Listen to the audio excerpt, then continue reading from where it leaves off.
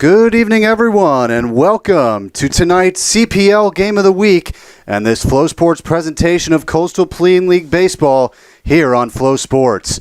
A Bigfoot has never escaped an owl, but can they find their way out of McNair tonight? Find out tonight on this Game of the Week between the first place Forest City Owls and the Boone Bigfoots live from McNair Field in Forest City, North Carolina.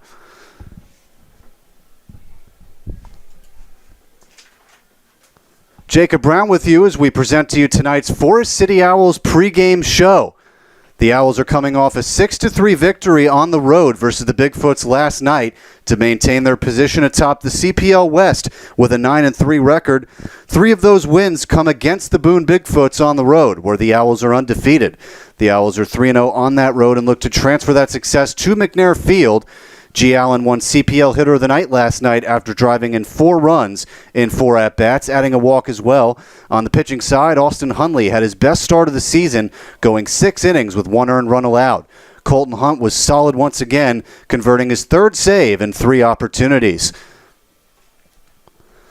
Let's take a look at the standings in the CPL West. The Owls currently sit atop with a 9-3 record. In second place, the Lexington County Blowfish have a record of 7-5. And what's significant about that, the Owls have taken 2 out of 3 games from them. And so that heavily affects the disparity in the division. In third place, the Macon Bacon with a 6-6 record. Then in fourth place, the HB High Toms with a 5-5 record of fourth place. Then in fifth place, it's the Boone Bigfoots, who are here tonight with a 4-5 record. And then the Ashboro Zookeepers and Martinsville Mustangs come in at 6th and 7th place with records of 3-6. Now let's preview tonight's starting pitcher. It's J.J. Garcia from the University of Tennessee. Last time out, he went 6 2/3 shutout versus the Ashboro Zookeepers, earning CPL Pitcher of the Week. He stands 6'6", 200 pounds on the mound. Now let's get to the lineup for the Owls for tonight's game. Leading off and playing center field, it's Wade Kelly, and he was right back at it last night, stealing bags and getting a bunt single. He had 40-plus steals at Gaston and is transferring to Gardner-Webb. In the 2-hole is one of the best hitters in the CPL, G. Allen, who is tied for the league lead in RBIs with his teammate Dylan Kuntz. G won CPL Hitter of the Night after getting 4 RBIs and 4 ABs last night. Batting third is the shortstop Brady Jeffcoat. Brady comes in with a 6-game hitting streak and the 3rd highest batting average in the CPL at .429. Cleaning up and playing first base, it's Dylan Kuntz, who's tied for the league lead in homers and RBIs. Dalen Thompson batting 5th and playing second base. He got on base all 5 times last night. Batting 6th and playing left field, Reed Blazczyk. Colin Heineck, the catcher, will bat 7th. Getting back into the lineup tonight, the 3rd baseman Alex Kahn. And batting 9th and playing right field, Josh Pagozzo. Well, it looks like we are all set for first pitch here tonight. Owls, Bigfoots, CPL Game of the Week, next on Flow Sports after this hype video.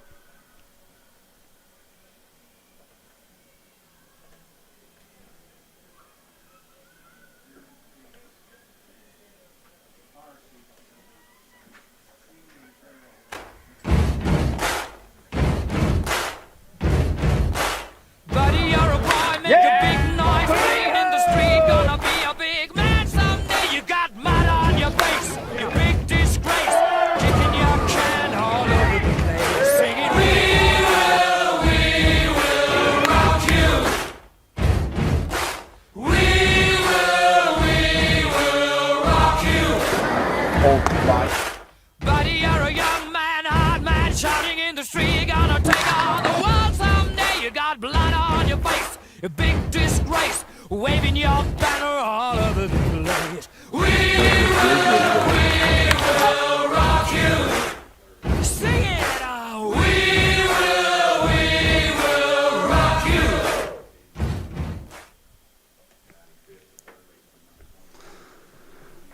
And we're just going to be honest here. We're about to play an interview for you guys that is going to be shown to you upside down. And we're going to do that. We filmed it just a few minutes before the game, but it was a great interview with G. Allen, and we'll post it on our social medias the right way up if you want to take a look at it that way. But here it is, an interview between myself and G. Allen pregame. Okay.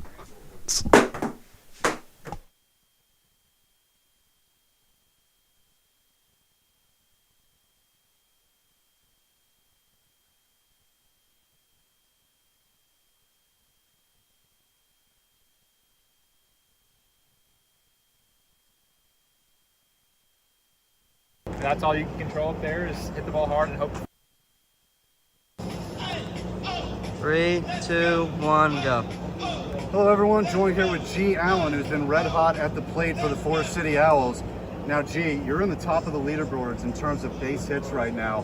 What is making you feel so good at the plate right now, just being consistent all year? Yeah, man, I'm just trying to stay loose, have fun up there, and mainly just hit the ball hard. That's all you can control up there is hit the ball hard and hope it finds a hole. But yeah, just having fun and enjoying my time out here. Yeah, so you've had time this year in the outfield and at first base as Wade Kelly throwing some sunflower seeds at G. Allen during the middle of the interview, and at me. Thank you, Wade. But you've played in the outfield and at first base. Has that been a challenge to you, switching positions at all, or is that something you've always done? No, I've always kind of played everywhere. I've played corner infield, and I just recently actually moved to corner outfield, so I'm pretty comfortable playing wherever. As long as I'm out there, it's fun. Very cool, very cool. Now, we were also asked, you smile a lot, and I was told the answer already, but we want the answer for the audience. What is it? Why are you smiling? Yeah, I was just asked that coming in, and it's just my faith in the Lord. I've been saved by Jesus Christ, and I'm just going to come out here and play a game I love, so I got nothing to be sad about, so I'm just excited to be out here. Absolutely, and one more for you. I asked you a few days ago, I said it like 17 times on the broadcast, G. Allen's batting stance looks a lot like Matt Olson. That has basis, right? Oh yeah, I love Matt Olson. Kind of modeled my hands after him, and it's kind of funny that he noticed it. It's funny. I'll take that comparison any day of the week. Absolutely. Well, thank you, G, for coming with us For tonight. sure. We wish you the best of luck tonight. Owls trying to become 4-0 versus the Bigfoots here tonight. We'll see you for first pitch. Go Owls.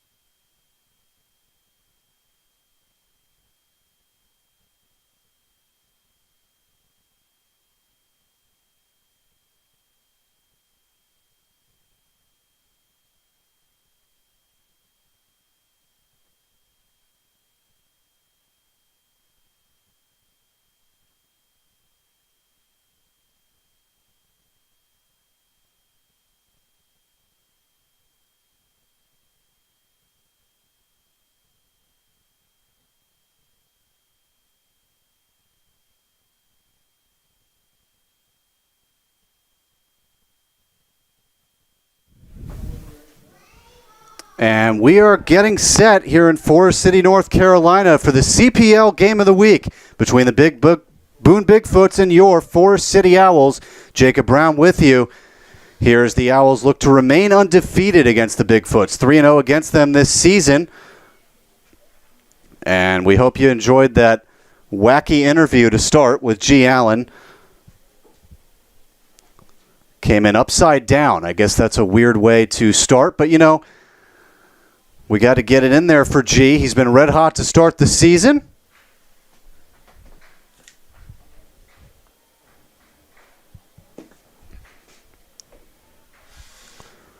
And the Owls have been red hot. They're beginning this season 9-3 in first place atop the CPL West. Boone coming in fifth at 4-5. And we have a lineup for the Boone Bigfoots here tonight. Leading off and playing second base, Carlos Amasquita. The shortstop, Jalen Vasquez, will bat second. Batting third and playing right field, it's Tyson Bass. Cleaning up and playing first base, it's Caden Wagner. Batting fifth and playing third base, Tristan Salinas. Batting sixth and playing center field, Nadir Lewis. The left fielder Andrew McDermott will bat 7th, batting 8th and catching Rogue Wallace, and batting 9th and THing Braden Simpson. They will face the starting pitcher on the mound, who we mentioned before, J.J. Garcia. 6 2/3 scoreless against the Zookeepers.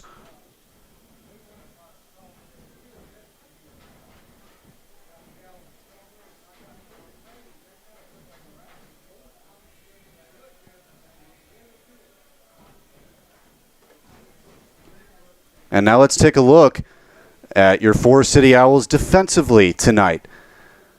It will be Blazchek, Kelly, and Pagozzo left to right. Third to first, Kahn, Jeffcoat, Thompson, and Kuntz, with Heineck behind the plate and Garcia on the mound.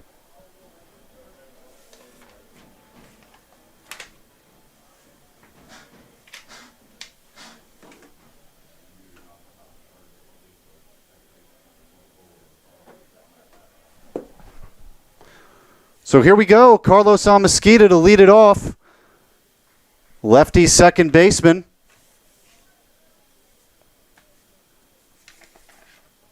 Usually a shortstop, but back at second tonight for the second time as Amasquita takes a strike, and we are underway here tonight.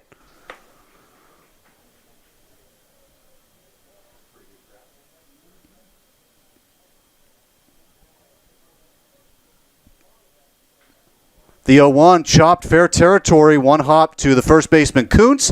He will step on the bag for the first out.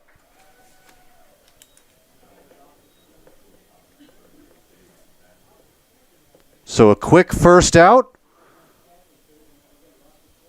And it brings up Jalen Vasquez, the shortstop.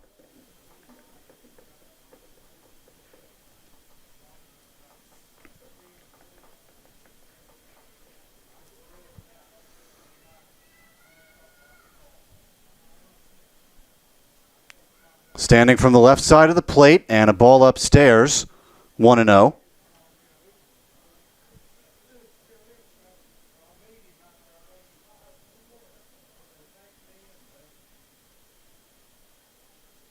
Owls won 6-3 last night on the road. In the game, Vasquez was 2 for 4 as he takes one just outside, 2-0. Just barely missed.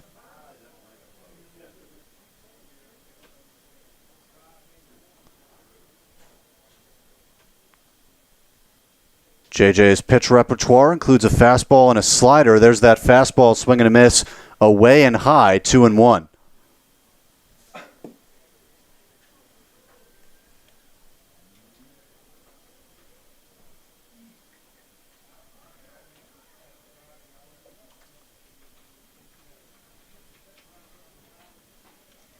And strike two, caught the zone to Vasquez, and that's what Garcia has been effective at. He's able to get those breaking pitches in the strike zone.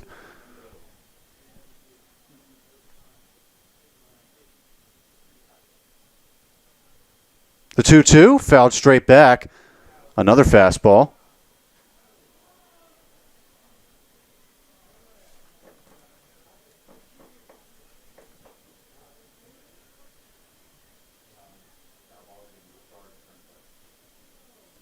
So don't have the TrackMan information available yet. We're trying to get it to us.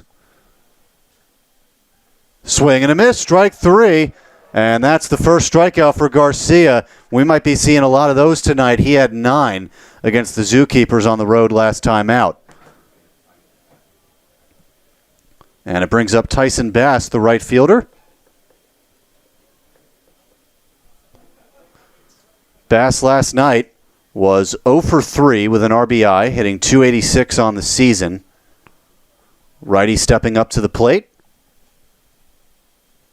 First pitch from Garcia, breaking pitch is a ball, 1-0.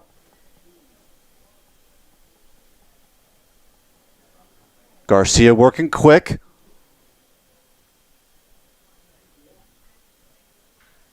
Skied, short center field, Wade Kelly drifting back. And he will make the play for the final out of the inning, a 1-2-3 inning for J.J. Garcia, continuing his scoreless streak on the mound. And we will be right back here on Flow Sports after a half inning. 0-0 here at McNair.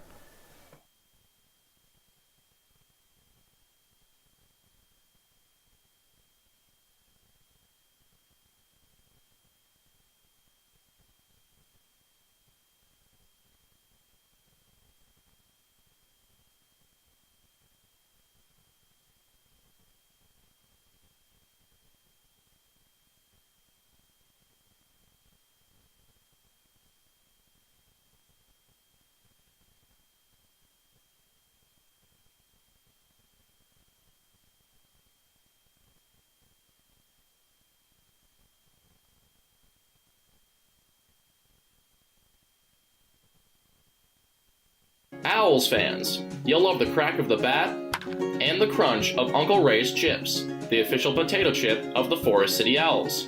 Uncle Ray's is great at making chips and are proud to say they make their product in their own unique way. You can purchase Uncle Ray's chips at Drop-In, Hardin's Drug Store, Major Lee's, Quick Stop, and all Forest City Owls home games. Uncle Ray's potato chips. We're great at making chips because we do it Uncle Ray's way.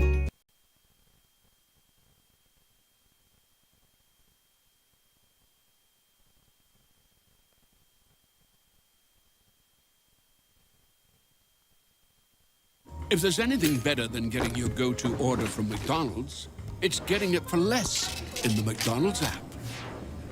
Treat yourself to 20% off your entire order at McDonald's when you use the McD app and spend $2. Ba-da-ba-ba-ba.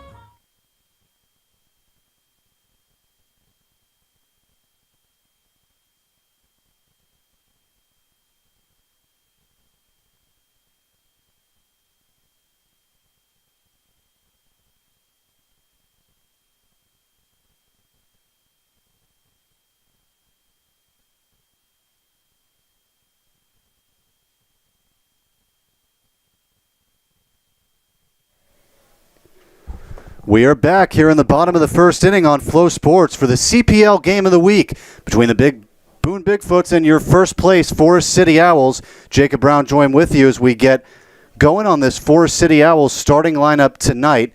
We gave it at the top in the pregame show, but we'll give it again here. Leading off and playing center field, it's Wade Kelly batting second and DHing G. Allen, who was in that upside-down interview that will be posted the right way on social media.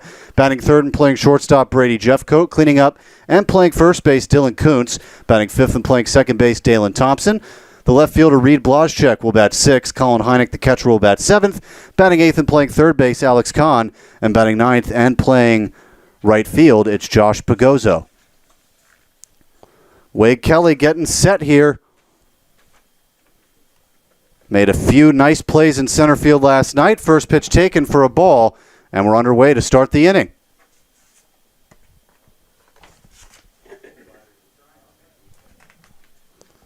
One-oh the count.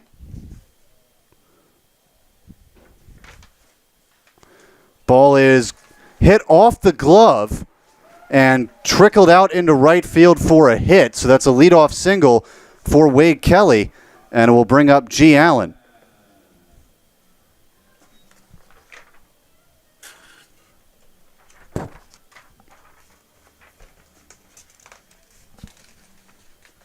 G. Allen has been red hot this season.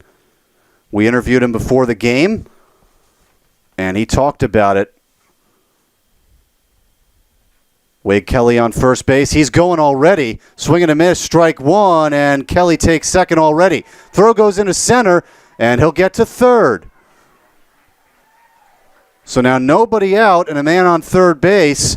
A sac fly, ground out. Could score a run now. So that's what great base running does if you're Wade Kelly. Chirico on the mound, right-hander for Boone. He has faced the Owls this season, and that was, of course, in Boone. 0-1 count on Allen. Swing and a miss. Looked like a curveball there, 0-2. Pitch was coming in on the hands of Allen, kind of tied him up.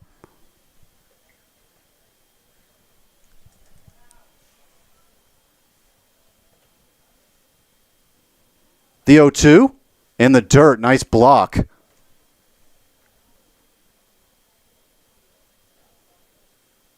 Allen is tied for the league lead in RBIs with 15.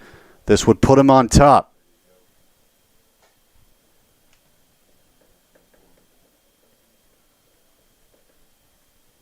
One-two coming in, another one in the dirt. Two nice takes. The idea of those pitches to get you to swing and miss, and so Allen taking both.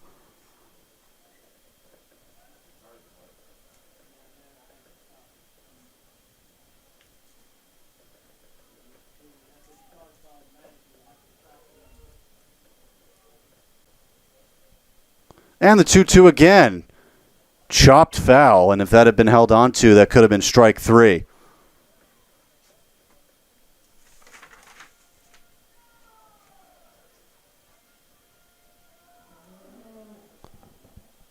And now switching balls here in between pitches.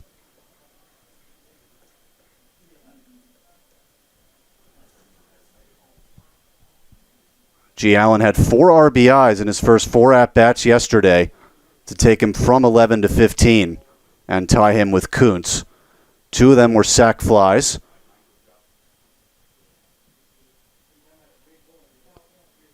The 2-2 to the big lefty. Fouled again, staying in it here in this at-bat. Nice job.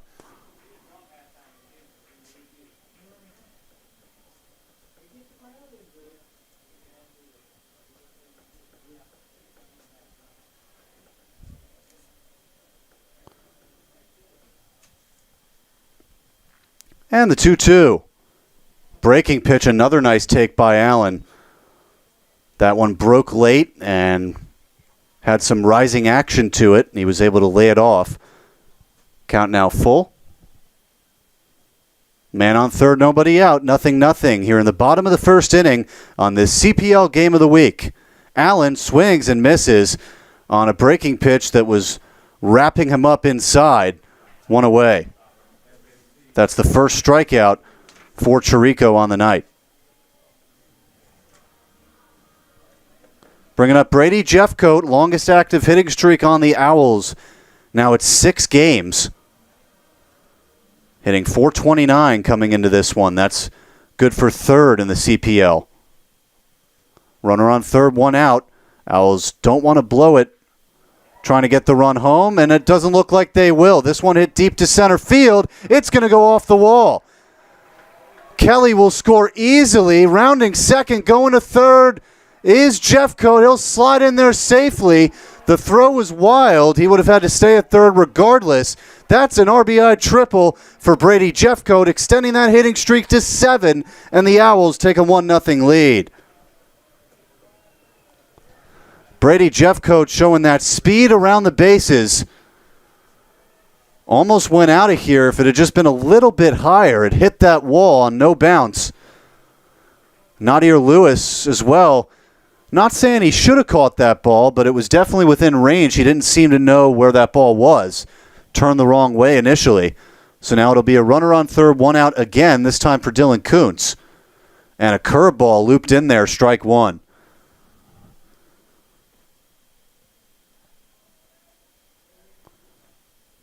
Four home runs, 15 RBIs on the season. 2 of those home runs in Boone versus this team. Swing and a miss, and the bat goes flying. Hits the railing in front of the Owls' dugout. The count goes to 0-2. Kuntz is one of those guys you want up to the plate in this type of situation. Has an uppercut swing. Always hitting fly balls, and with a runner on third, it could be time for a sac fly for him. Getting his bat fixed up before the 0-2 pitch comes in. Dalen Thompson on deck.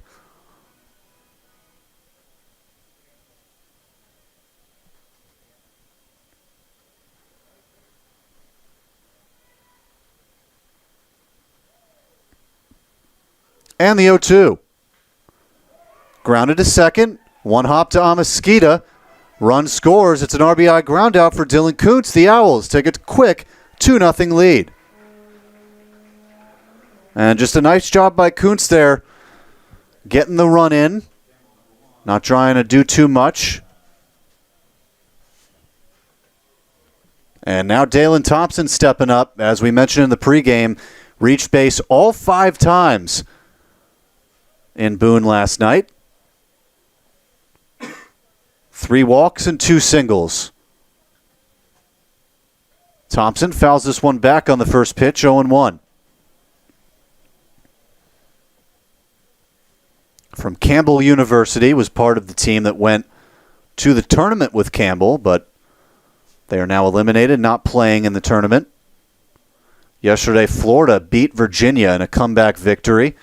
Strike 2 taken by Thompson, breaking pitch. And Oral Roberts won 6-5 over TCU.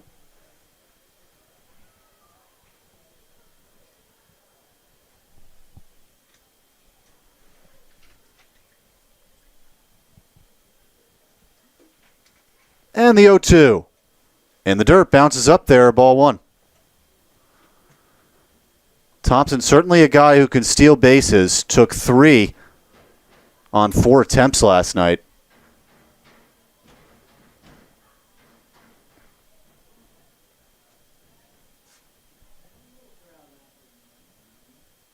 Two hits, 3 walks.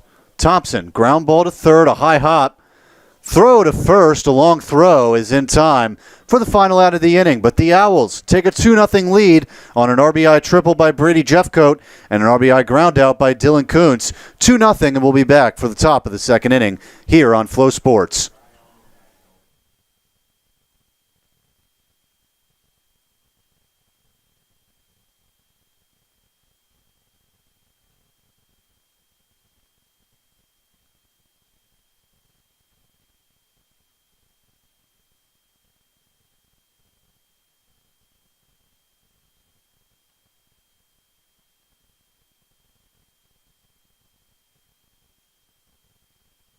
Did you know that Ingles sells more organics than any other grocery store? Or that they run their own dairy? Or that they only serve USDA Choice and Prime meat? Or that they donate 3,956 meals a day to local food banks? Well, now you do. It's all in the bag.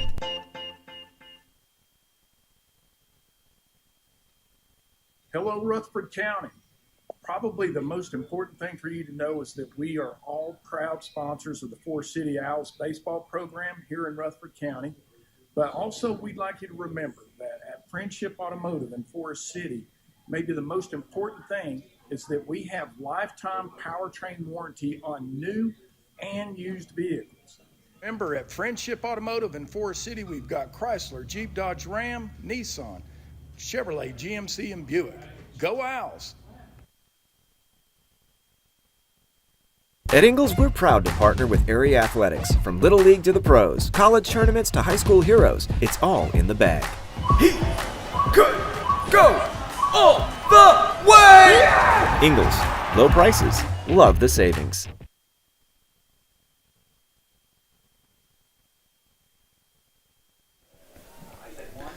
We are back for the top of the second inning here on Flow Sports. It's the CPL game of the week between the first place Forest City Owls and the Boone Bigfoots. We apologize for the technical difficulties to begin the broadcast here tonight. We wanted that interview playing the right way, but it flipped on us. And so on our social medias, we'll be posting that the right way here tonight. So stepping up to the plate is Caden Wagner for the Boone Bigfoots. Garcia on the mound. First pitch fastball upstairs. 1-0.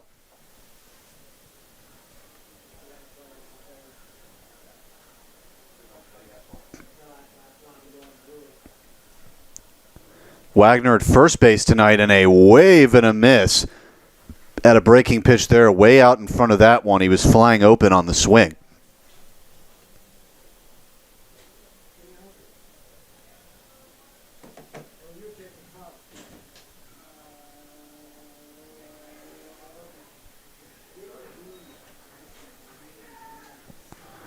One, two, the count.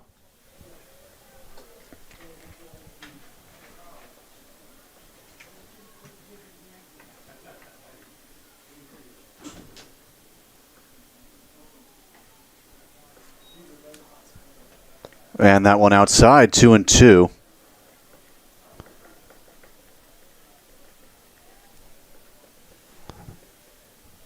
The 2-2 coming into Wagner. Line to left field. It's a base hit.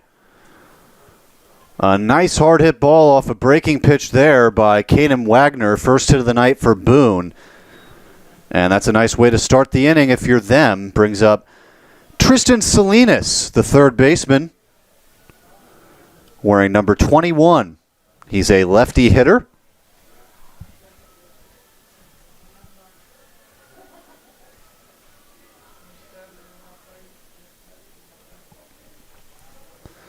Double play possibility is in order. And a pop fly on the infield. Shortstop makes the play. One away. And that's Jeffcoat. And actually, there was a change right before the game on defense, or maybe it happened in between innings. Alex Kahn playing shortstop, with Jeffcoat playing third. So now Nadir Lewis won CPL Player of the Week. Was hitless last night. On here with a runner on first, one away, and a big hack there. Foul back 0-1. And actually, Lewis was 1 for 4 last night, hitting .406 on the season with 4 home runs and 14 RBIs.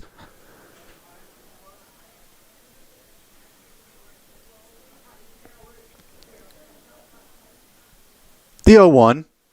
Swing and a miss, low and away fastball, 0-2. Had nice trailing action away from a lefty.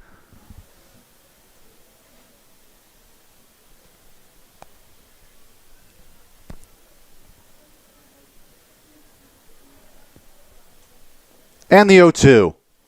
Backed up inside, and it gets away from Heineck.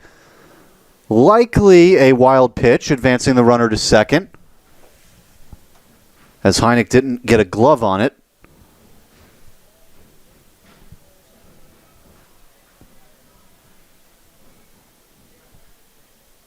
Garcia with 1 strikeout thus far, and a hit allowed. Had 9 against Ashboro his last time out. Right-hander from the University of Tennessee deals inside, 2-2. That one just inside.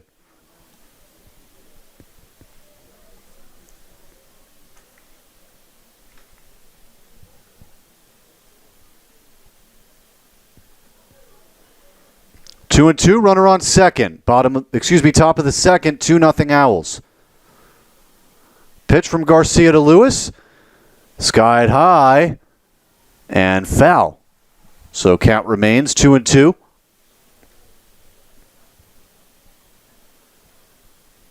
You see here on 2 strikes, Garcia not really finding that pitch to strike Lewis out with yet. He got a quick first 2.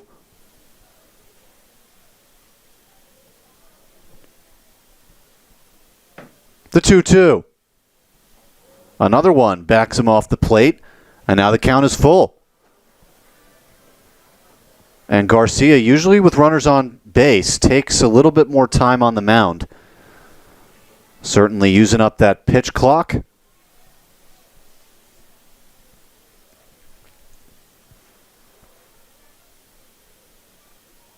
Base technically open at first. 3-2, swing and a miss, and the bat flies in the process. That's 2 tonight, and there's 2 away. Second strikeout for Garcia, bringing up Andrew McDermott, the left fielder.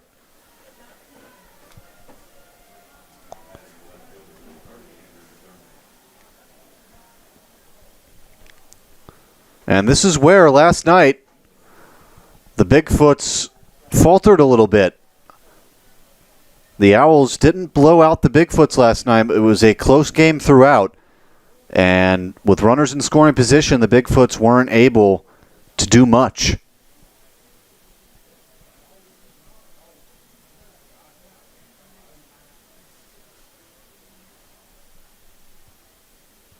The pitch is swung on and missed. 0-1, another fastball high and another fastball away. Seems to be a pattern against lefty hitters with these high and away fastballs or low and away two-seam or change-up whatever he's going with low and away. The 0-1. Strike 2.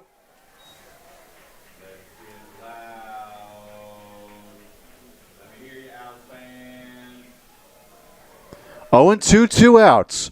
Runner on second here in the top of the second. 2-0 Owls.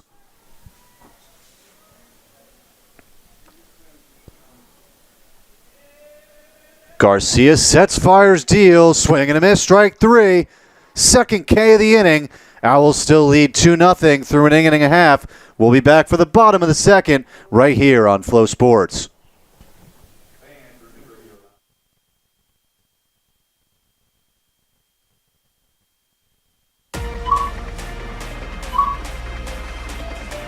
It's good! He could go all the way! Yeah! At Ingles, we're proud to partner with Area Athletics. From Little League to the pros, college tournaments to high school heroes, it's all in the bag. You ready? Hold on, let me check the score. Ingles, low prices, love the savings.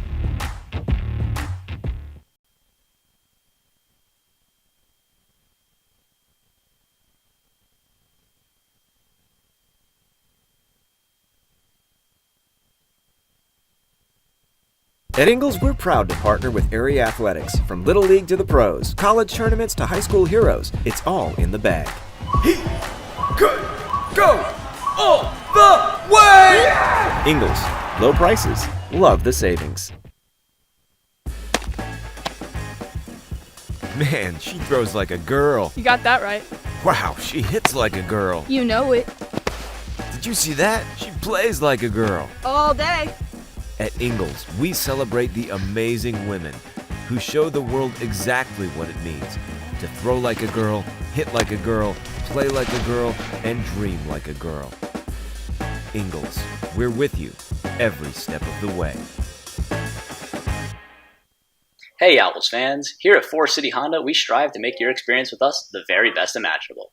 From the minute you walk in to the moment you drive out, Forest City Honda is easy to do business with and here to serve all of your needs. We currently offer a full selection of services including new and pre-owned vehicle sales, car loans and financing, and online service appointment scheduling. Come in today for specials on our brand new 2022 Honda HR-V LX and our 2022 Accord and Civic models. You won't be disappointed. Give us a call today at 828-589-4783. We look forward to serving you.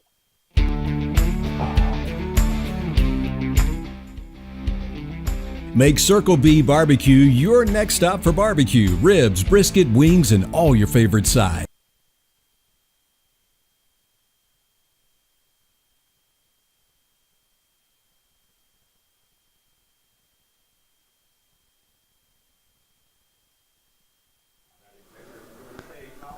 And we are back here in Forest City, North Carolina. Bottom of the second inning, Owls lead 2-0, now 1 out. Here in the inning after Reed Blaszczak hit into a fly ball in a deep right field. We apologize for coming back a little bit late, missing that at-bat. But it was a one-pitch fly out. Bringing up Colin Hynek. Backstop for the Owls, and he takes a ball 1-0.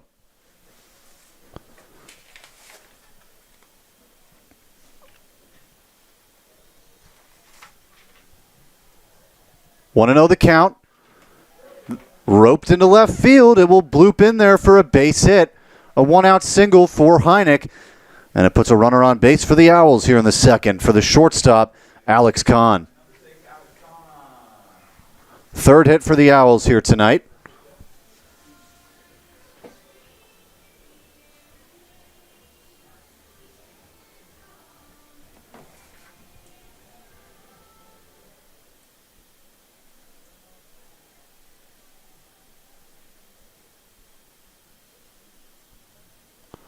Kahn fouls this one off 0-1.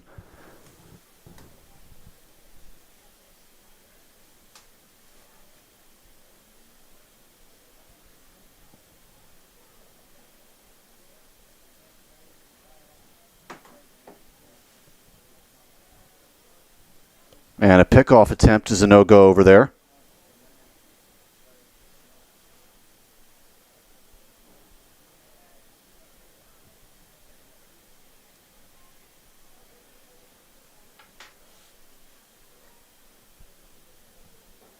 This one up high, ball 1 to Kahn.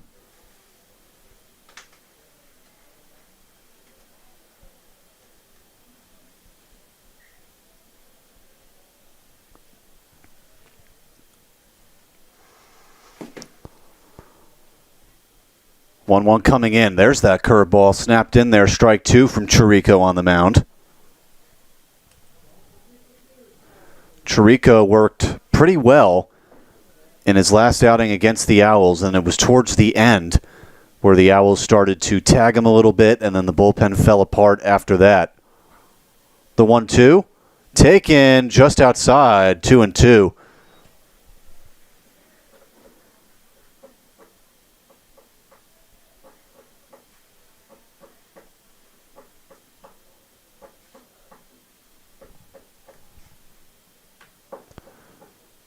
And another check over. And just from experience, Colin Hynek will not be stealing bases here. The 2-2. Another one, close take by Kahn. Goes into his on-base ability at Cleveland Community with an on-base over 460. Full count now with a runner on first, 1 out. Owls leading 2-0 here in the bottom of the second inning. Chirico on the mound, runner going. And it's ball 4 anyways. Now it'll be first and second. 1 out for Josh Pagozzo, serving as a second leadoff man, if you will, tonight. Coach Daly loves his ability, bringing him over from Southeastern University wearing number 9.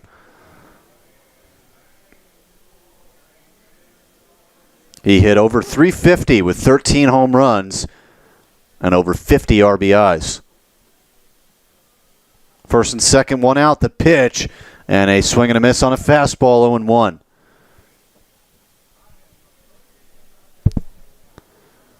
You likely got to be ready for a pitch to hit here.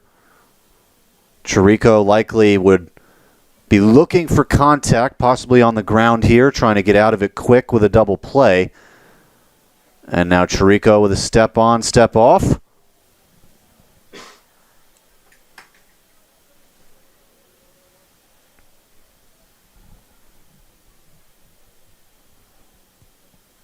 Oh, 1.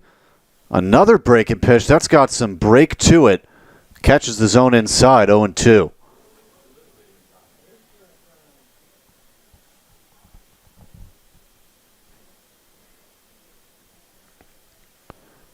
Chirico to Pagozzo, the 0-2. Hit out the other way into right field. Caught by Bass. Both runners go back. And there's 2 away. Bringing up Wade Kelly for at-bat number 2. He singled to lead off the game in the first.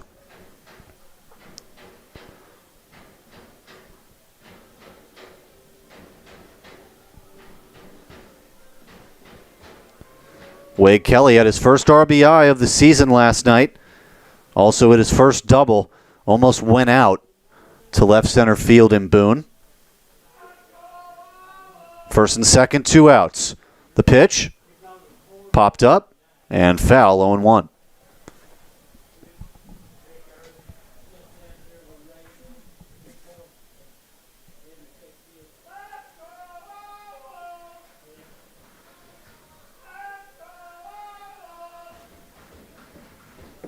The 0-1 to Kelly. And a slurve curveball looking thing, 1-1, taken low and away. Sometimes it looks like a slider, sometimes it looks like a curveball. We don't have TrackMan available at the moment. Because for some reason, stuff doesn't work sometimes. Wild pitch, and both runners advance, 2-1 count. Another nice crowd here on Father's Day weekend for the Owls. Almost every seat filled. And that is something great to see. This community responding to the hot start. 2-1 to Kelly. Runners on second and third, 2 outs. Here it comes. Hit up the middle in the air, right center field, and Lewis will drift over to make the play for the final out of the inning. The Owls caused some drama on the base paths here to end the inning, but the score remains 2-0 through 2 innings. We'll be back for the top of the third here on Flow Sports for the Game of the Week.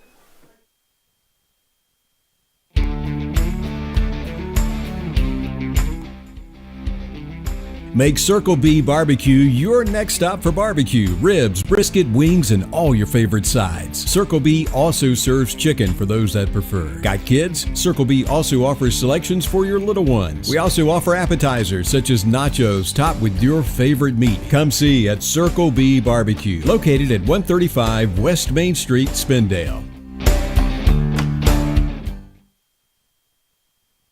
At High Tech Automotive, we are recognized by our standards in honesty, integrity, and excellence in customer experience. Backed by our 2-year, 24,000-mile nationwide warranty, family-owned auto repair shop with over 40 years' experience in keeping vehicles safe on the road.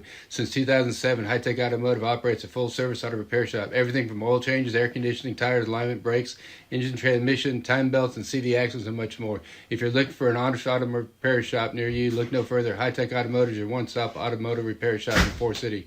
Find us online, htautorepair.com.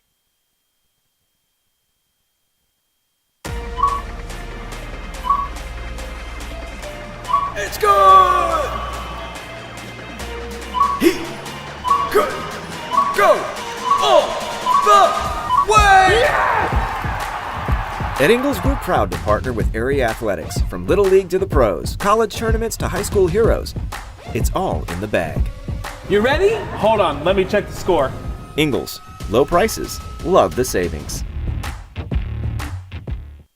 At Ingles, we're proud to partner with Area Athletics. From Little League to the pros, college tournaments to high school heroes, it's all in the bag.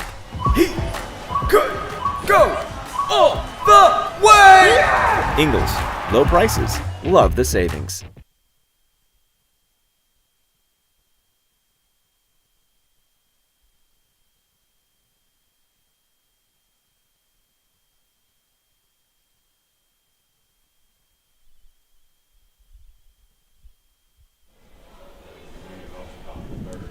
And we are back here for the CPL Game of the Week. Here at McNair Field in Forest City, North Carolina. Rogue Wallace here to lead it off. In the top of the third, lefty catcher was not starting last night. And join with me here for the half inning, maybe an inning here, is my brother, Zachary Brown.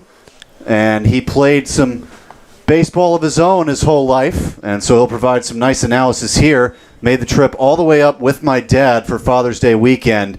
How you feeling? How was the drive up, and how you enjoying Forest City? 1-0 the count. Long drive up, but Forest City is a beautiful place, and you have to be very impressed with how Forest City Owls are playing tonight. 1-0 sent out to deep right field, and that ball is gone. Wow, a solo home run for Rogue Wallace that cuts the lead in half. Now 2-1, and how about that swing there? I mean, to be honest, that ball didn't look like it was getting out. That has to be some raw power for whoever that is for the big feet. Rogue Wallace, and that was a nice solo shot to right field. Got it off the end of the bat, and it went out to right field, so now the lead 2-1. Home run there by Rogue Wallace. So now J.J. Garcia facing the number 9 batter, Braden Simpson, DHing tonight. He has rotated around the infield at third and second base, but tonight DHing. So the scoreless streak for Garcia ends after that solo home run from Rogue Wallace. And it was a long one at that. Ended up being 8 2/3 innings. 0-1 popped up into shallow right center field.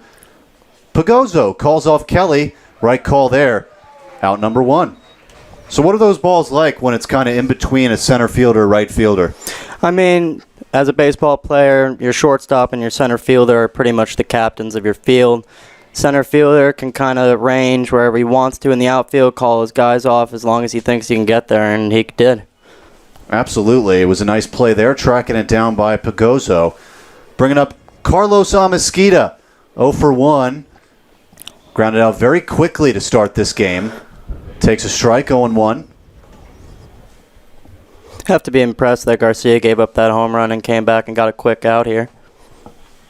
It's always nice to see that mental stability on the mound. The 0-1 fouled away, 0-2. Fouled off his ankle.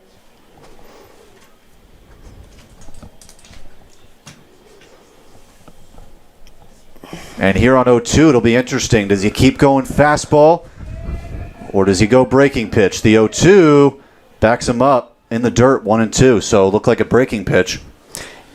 Yeah, a little bit of a waste pitch right there. See if he's going to bite at it. Come back with something maybe harder here.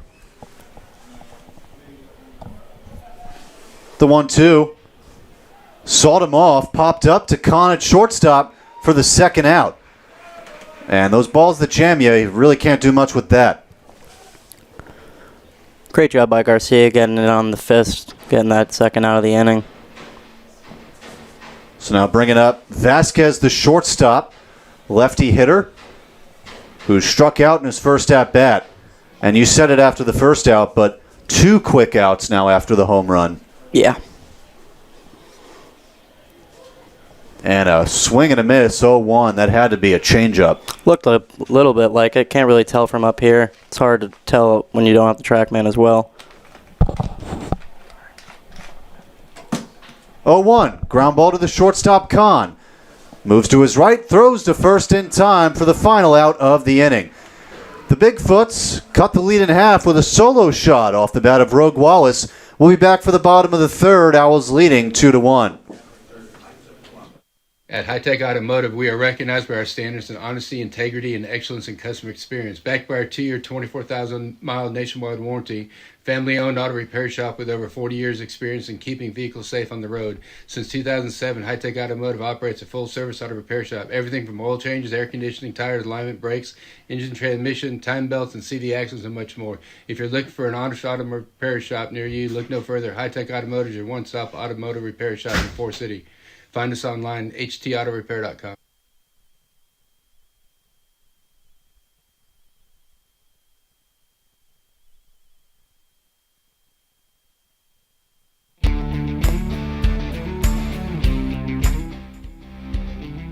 Make Circle B Barbecue your next stop for barbecue, ribs, brisket, wings, and all your favorite sides. Circle B also serves chicken for those that prefer. Got kids? Circle B also offers selections for your little ones. We also offer appetizers such as nachos topped with your favorite meat. Come see at Circle B Barbecue, located at 135 West Main Street, Spindale.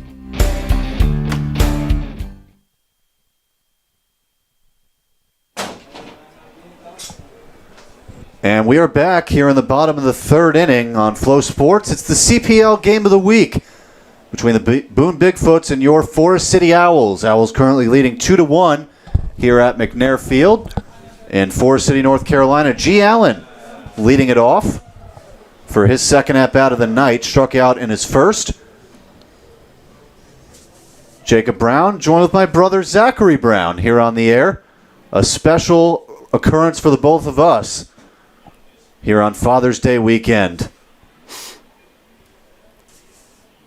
G. Allen takes one low and away on the fastball, 1-0. I was talking about it with my brother while we were watching BP before the game, but you have to be impressed with the swing of G. Allen. G. Allen here. 1-0, check swing, and they call it a strike anyway, 1-1. Allen leading the CPL in hits coming into this one. The 1-1, check swing, but he didn't go, 2-1. He also hit .378 at Ouachita Baptist with 12 home runs. It's a college in Arkansas.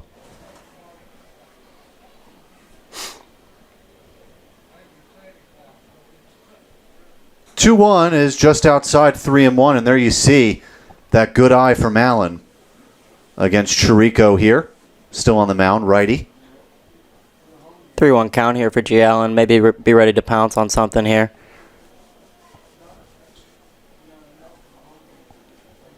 .3-1 coming in. Backs him off the plate. It's a leadoff walk for G. Allen. And it puts a runner on first for Brady Jeffcoat, who had an RBI triple in his first at-bat. Take us back to that. Absolutely smoked that ball. I mean, the center fielder did get a bad read on it, but the ball that hit that hard, you deserve to get on for that. And great hustle to get to third. And he knocked in a run in the process. Now a man on first. We'll see if G. Allen is going to steal here. Leads the team with 7. He's going, and he'll get there. No throw. 8th steal for G. Allen. I mean, what do you say to a steal like that, though, where it didn't even look close? One of two things, just a natural good read, or he's seen something in the pitcher's tendencies where he knew when he wanted to go, and he got a great read on it. 1-0 and a late foul ball swing by Jeffcoat there, 1-1. Got those high fastballs coming up. Feels like he's got to hit him almost.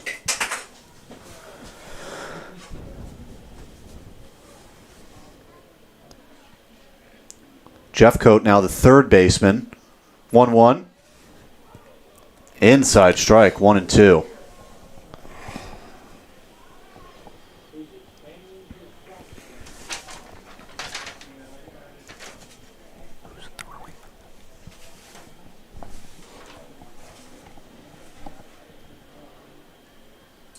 The 1-2.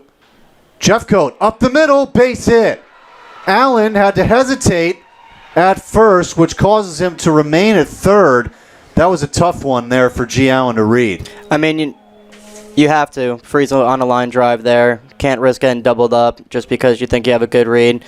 Great job by G. Allen. Still get to advance, and you still have first and third, no outs here. First and third, nobody out for Dylan Kuntz. Picked up another RBI to take himself to 16, which would be sole possession of the lead in RBIs on the CPL West. Why not add to it? Runners on the corners here. Nobody out. Chirico on the mound. And this one popped up behind the plate foul, Owen Wood. I know you talked about G. Allen trying to emulate the swing of Matt Olson, and it's kind of funny that Kuntz up right now, watching baseball enough, you see a little Jock Peterson in almost. Yeah, you know, kind of just stands up there and leans back and has that uppercut. Yeah, the hitch to coming in. It's a good observation, 1-1.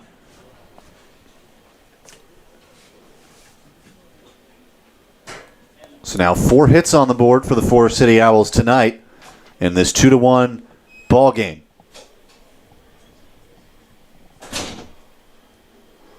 The 1-1. Breaking pitch, nice take there. An easy one to swing at, 2-1.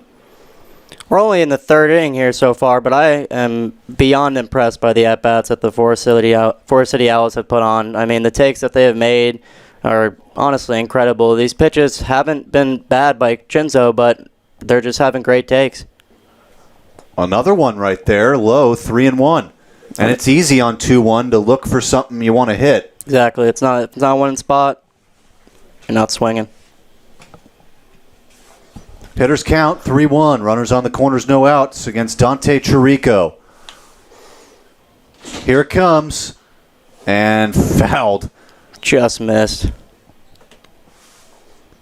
You see there that ankle bending back, the front ankle. Tells you how hard he swung.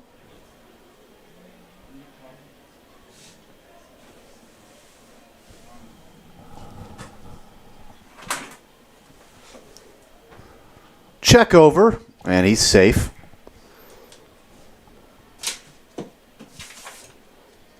Jeffcoat has 1 steal on the season. To be honest, that might be because most of the times he comes up and there's runners on base. Or he's hitting extra base hits. A walk there to Dylan Kuntz. Loads the bases up for Dalen Thompson.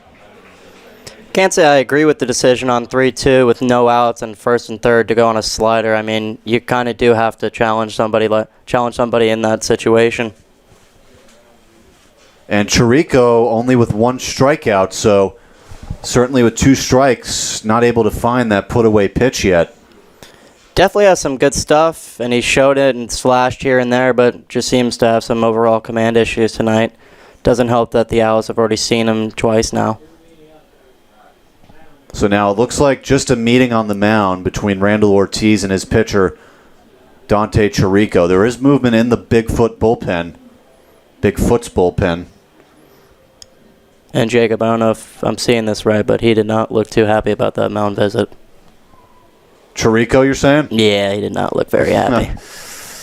Yeah. Well, I mean, it's bases loaded, no outs. Just getting a pep talk, I guess, up there. And I was speaking to one of the pitchers on the Forest City Owls to ask, what are those? Oh, that's what it was. It was Justin Lee. He came in the booth, so if you were listening, you heard it.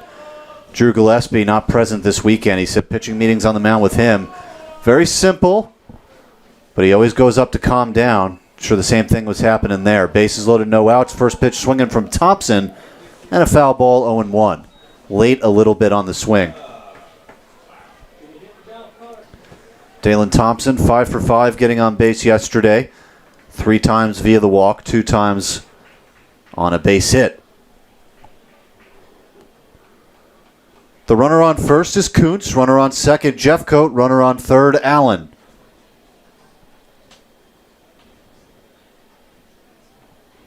The 0-1.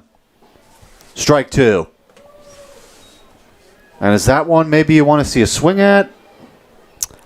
Seemed to be just fooled on it. Probably not expecting back-to-back fastballs, especially since he just missed the one before.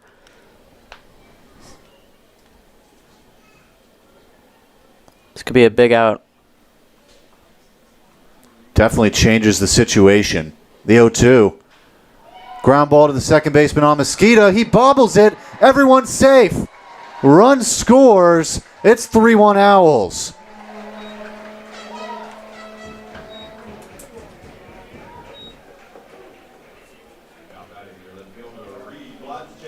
So now Reed Blazchek stepping up again now, base loaded, no outs. But what happened there on that play? Seemed to rush it a little bit. I mean, he knows he definitely had some speed on the base pass running to first, but looks like he rushed it, didn't completely get in his glove, and just boofed it after that. But can't be happy if you're Chinzo. Would have accepted the run if you got 2 outs there, but now you're back to square one. Blazchek swinging a miss at a curveball in the dirt, 0-1.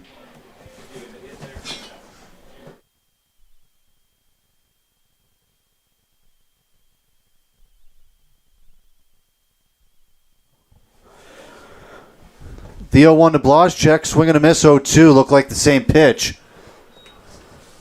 Blazchek started off really hot on the season. Certainly cooled off. That OPS hovering around 800, which is still great. 4 RBIs on the season. The 0-2. Skied high into right center field. Bass, more so in shallow right. He has a great arm. Throwing from right. It's offline. Run scores. It's a sac fly for Reed Blazchek, and the Owls take a 4-1 lead.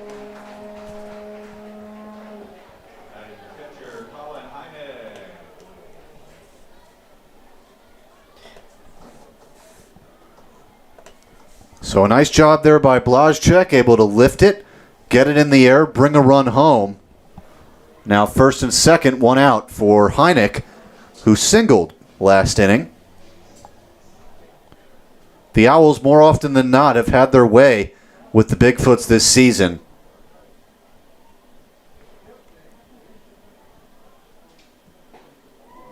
Swing and a miss, high fastball, 0-1.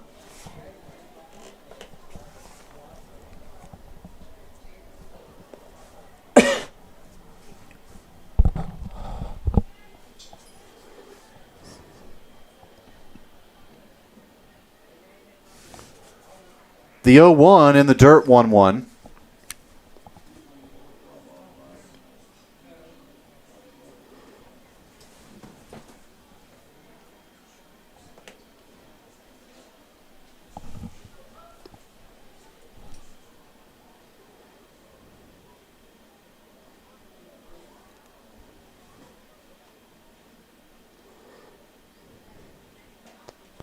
The 1-1, a strike taken there. 1-2 by Heineck. Runners on first and second, 1 out.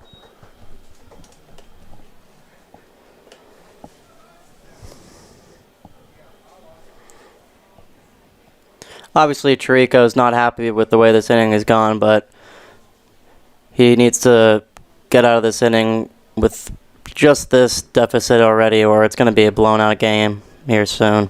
It's a great start there as he gets that put-away pitch.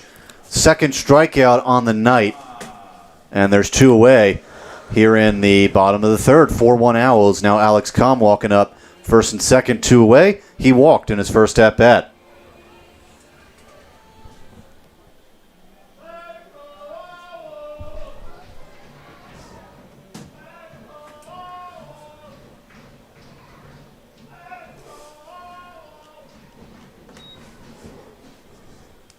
Ball 1.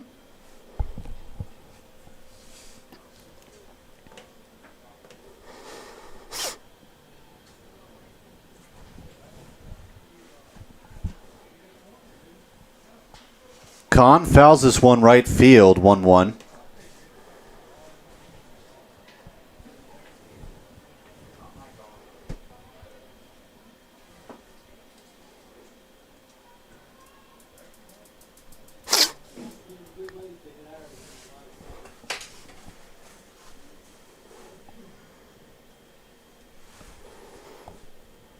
The 1-1, strike 2.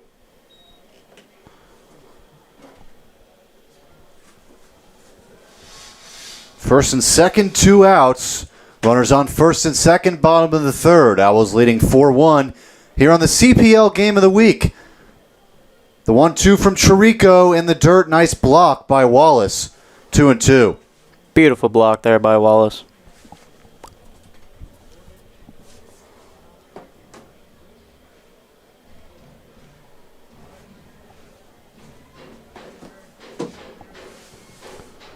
Two and two, 2 outs. 2 runners on for the Owls. And here it comes. Up high, count goes full. So now if you're Chirico, what do you think's more effective, that fastball or the curveball? It's tough to say in this situation. You don't want to let this inning continue. I say you go after him. Worst case that happens is he gets the bat on ball, but full count. Wow. Rings him up. That looked very off from our view. Wow. Backwards K ends the inning here. That's strikeout number 3 for Dante Chirico. The Owls score 2 more and double their run output. It's 4-1 as we head to the top of the 4th here on Flow Sports.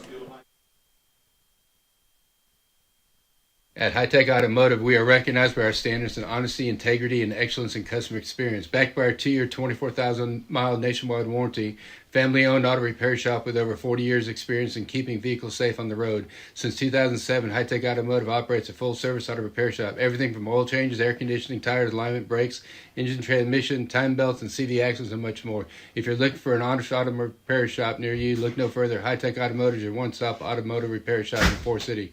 Find us online, htautorepair.com.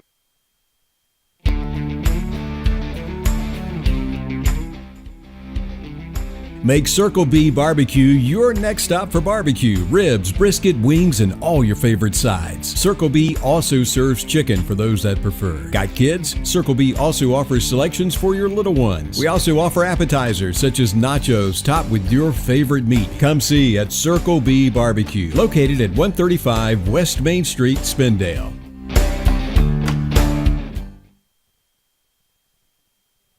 Hey Owls fans, here at Forest City Honda, we strive to make your experience with us the very best imaginable. From the minute you walk in to the moment you drive out, Forest City Honda is easy to do business with and here to serve all of your needs. We currently offer a full selection of services including new and pre-owned vehicle sales, car loans and financing, and online service appointment scheduling. Come in today for specials on our brand new 2022 Honda HR-V LX and our 2022 Accord and Civic models. You won't be disappointed. Give us a call today at 828-589-4783. We look forward to serving you.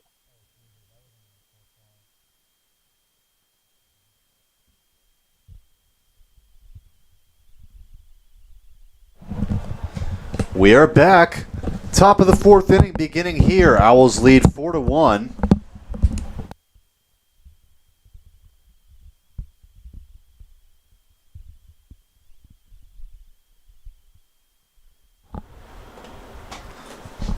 0-1 the count to Tyson Bass. He's 0 for 1 on the night. Swing and a miss there, 0-2. That was a back leg swing. Big hardy hack there.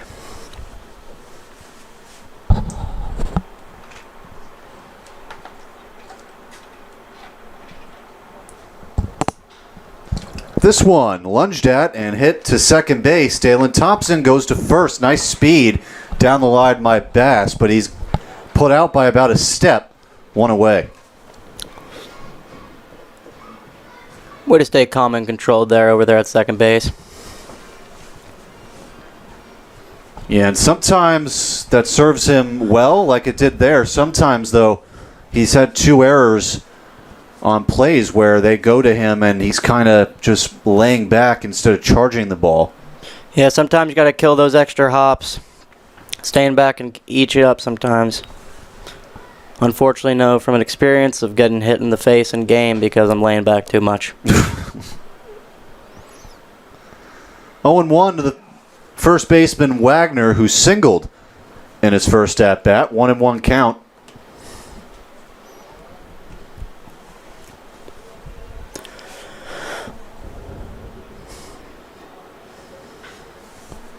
Grounded to third. Jeffcoat picks it up.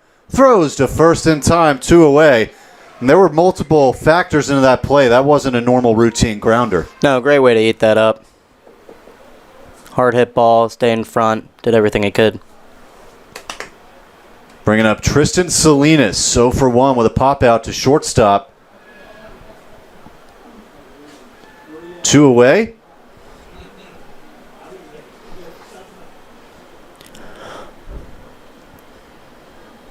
So the first game Salinas has played against the Owls. And ball one upstairs, 1-0. Jacob gave you guys a little tidbit about me, but a tidbit that Jacob will not share about himself. Back in the day before he got injured, he actually played baseball as well. And as a non-biased eye, he was just as good and, if not better than me. Oh, come on. He had an arm, he had a cannon. Nah, just... Could have been a pitcher. No. He'll lie to you all he wants. I never had the hand-eye. Grounder to first and an unassisted ground out to Dylan Kuntz will end the inning. A 1-2-3 for J.J. Garcia on the mound. And we're through 3.5. We'll be back for the bottom of the 4th here on Flow Sports. At High Tech Automotive, we are recognized by our standards in honesty, integrity, and excellence in customer experience. Backed by our 2-year, 24,000-mile nationwide warranty, family-owned auto repair shop with over 40 years' experience in keeping vehicles safe on the road. Since 2007, High Tech Automotive operates a full-service auto repair shop. Everything from oil changes, air conditioning, tires, alignment, brakes, engine transmission, time belts, and CV axles, and much more. If you're looking for an honest auto repair shop near you, look no further. High Tech Automotive is your one-stop automotive repair shop in Forest City. Find us online, htautorepair.com.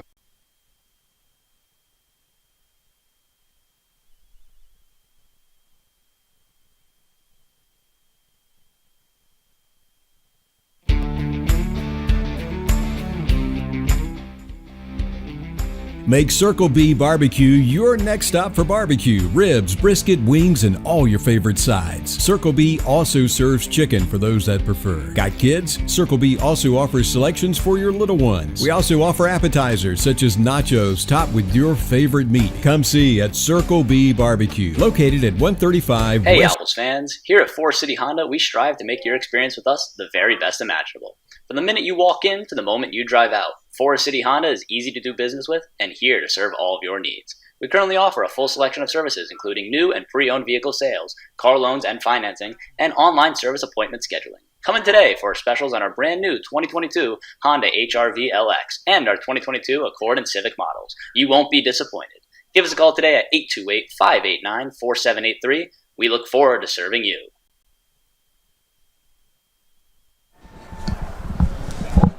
Josh Pagozzo to lead off the bottom of the 4th for the Owls.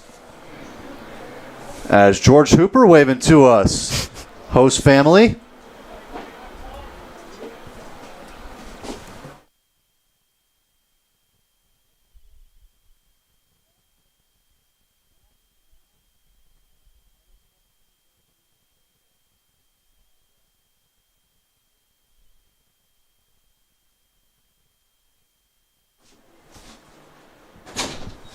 And the 0-1 in the dirt, 1-1 to Pagozzo.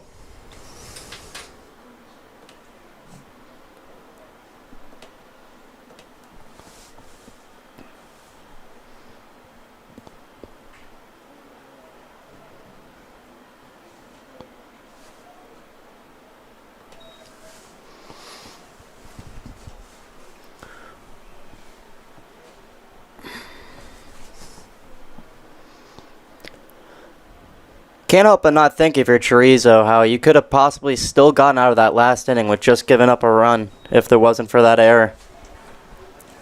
Yeah, and luckily those runs likely unearned, those third and fourth runs. But it is tough. He's been pitching much better than he did last time against the Owls. This 2-2 hit in the air to deep left field, and it will be off the McNair Monster for a base hit. The deflection off the wall caused it to go well into left center, but a nice job picking it up is McDermott. Leadoff double for Josh Pagozzo, hit number 5 for the Owls. Jacob was pointing this out to me earlier, but we've seen an example A now of how unreliable that fence can be. You really can't get a read off the wall, and nothing you can really do for the left fielder. Can't really predict where that ball's going to shoot off to, but great swing nonetheless. It really is. Just think of it like Fenway Park's Green Monster. No, it really is. So Wade Kelly stepping up, 1 for 2, and a foul ball, 0-1.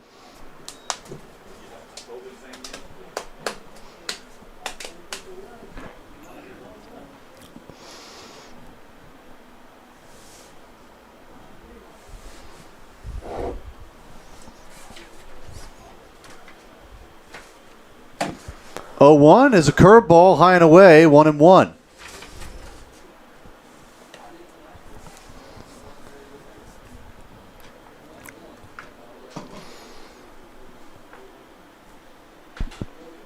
Amesquita playing close to the bag at second. And a strike on a slider, 1-2. We don't have TrackMan, but correct me if I'm wrong, viewers, but it does look like he does have a slider and a curveball, and it does look like the slider might be a little bit more effective for Chorizo. Yeah, no, it does certainly look like there's a curveball and a slider. 1-2, swing and a miss. And that's strikeout number 4 for Chirico.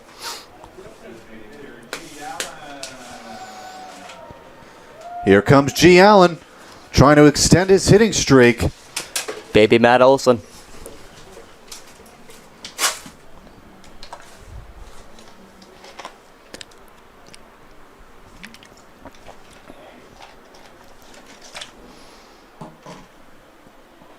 Allen now second in the league in RBIs after his teammate Dylan Kuntz took the lead with an RBI ground out. So a friendly competition going on now. 1-0 the count with a runner on second. Allen 0 for 1 with a walk and a K. Ball 2. And it really is a thing. You're pointing it out now, but these takes from the Owls hitters, they're not just casual takes. No, these are some serious big league takes that they're making. I mean, I can just remember off the top of my head, I was shocked that Coots laid off that one slider. You said it the second it happened, and we both looked at each other and were like, wow. I mean, these are really some big league takes. High and away, fastball, 3-0.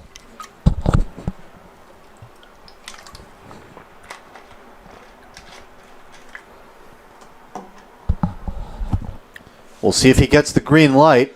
Picking the leg up, but he walks on 4 pitches. Now first and second, one out, double play. Technically a possibility now. You ever thinking about that on the mound? You give up a walk there and it's almost half good? Or is it, I just gave up another base runner? If you're up, possibly. But in the position Chorizo's in right now, I don't think he really wants to deal with any more base runners.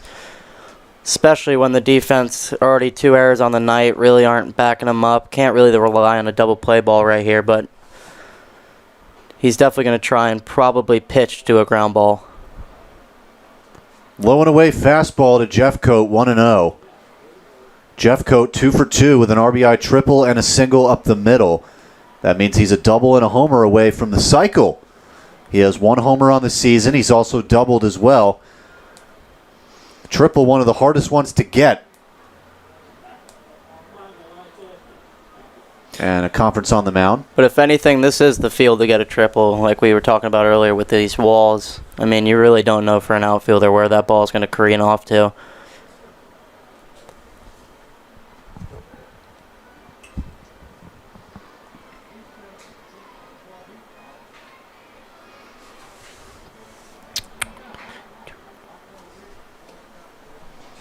Two and 0. Scoreboard reads 1-0, but it is 2-0. Here it comes. Wow. 3-0. Don't know where that missed. Yeah, sometimes it's a case of that, for sure. Definitely have some Angel Hernandez-like umpires, it seems like, right now. With that call, that did not look like it missed. The 2-0. Okay, so actually it was the right count. So now 3-0.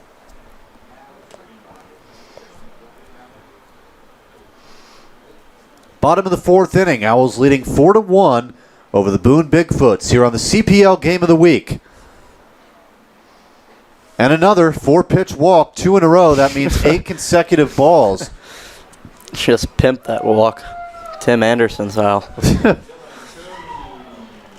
That is now walk number 5, so that's 10 base runners allowed by Chirico, and that might mean that's enough for him as the bases are loaded once again with 1 out. All runs on base would be charged to Chirico if they come home. Nobody coming out of the Boone bullpen. Now he's making a motion over there for a change, and we'll take a quick break here on Flow Sports. Bases loaded, 1 out in the bottom of the 4th for the Owls when we get back. At High Tech Automotive, we are recognized by our standards in honesty, integrity, and excellence in customer experience. Backed by our 2-year, 24,000-mile nationwide warranty, family-owned auto repair shop with over 40 years' experience in keeping vehicles safe on the road. Since 2007, High Tech Automotive operates a full-service auto repair shop. Everything from oil changes, air conditioning, tires, alignment, brakes, engine transmission, time belts, and CV axles, and much more. If you're looking for an honest auto repair shop near you, look no further. High Tech Automotive is your one-stop automotive repair shop in Forest City. Find us online, htautorepair.com.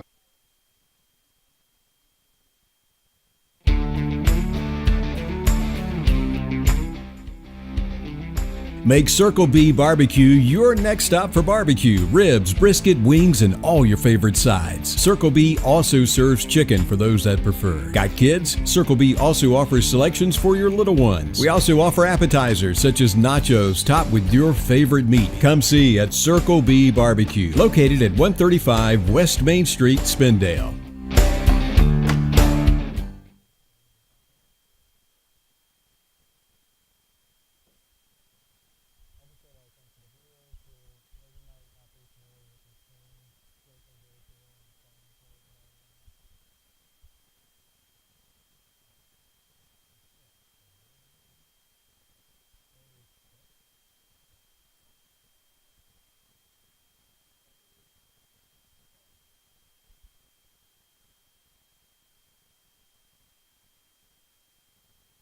Hey Owls fans, here at Forest City Honda, we strive to make your experience with us the very best imaginable. From the minute you walk in to the moment you drive out, Forest City Honda is easy to do business with and here to serve all of your needs. We currently offer a full selection of services including new and pre-owned vehicle sales, car loans and financing, and online service appointment scheduling. Come in today for specials on our brand new 2022 Honda HR-V LX.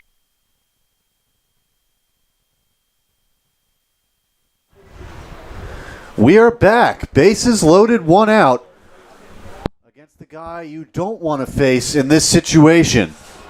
Dylan Kuntz up to bat against new pitcher on the mound, Tyler Parks, out of Gaston College, so a teammate of Wade Kelly's. He's 6'5", 215 pounds. We've had some absolute mammoths on the mound. I mean, how tall This is... one, first pitch, line to right field, a base hit. Pagozzo scores, that's 1 run. G. Allen chugging home, he gets under the tag for another run. A 2-run single for Dylan Kuntz, and the Owls take a 6-1 lead. Both runs charged to Chirico.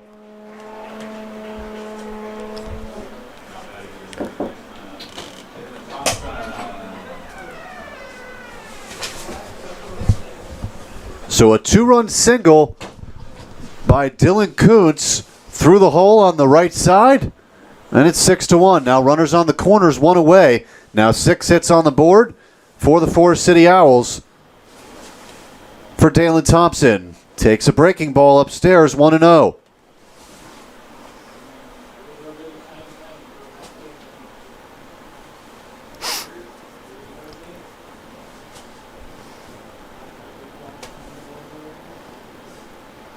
Runners on the corners, and Thompson takes, almost went around, 2-0.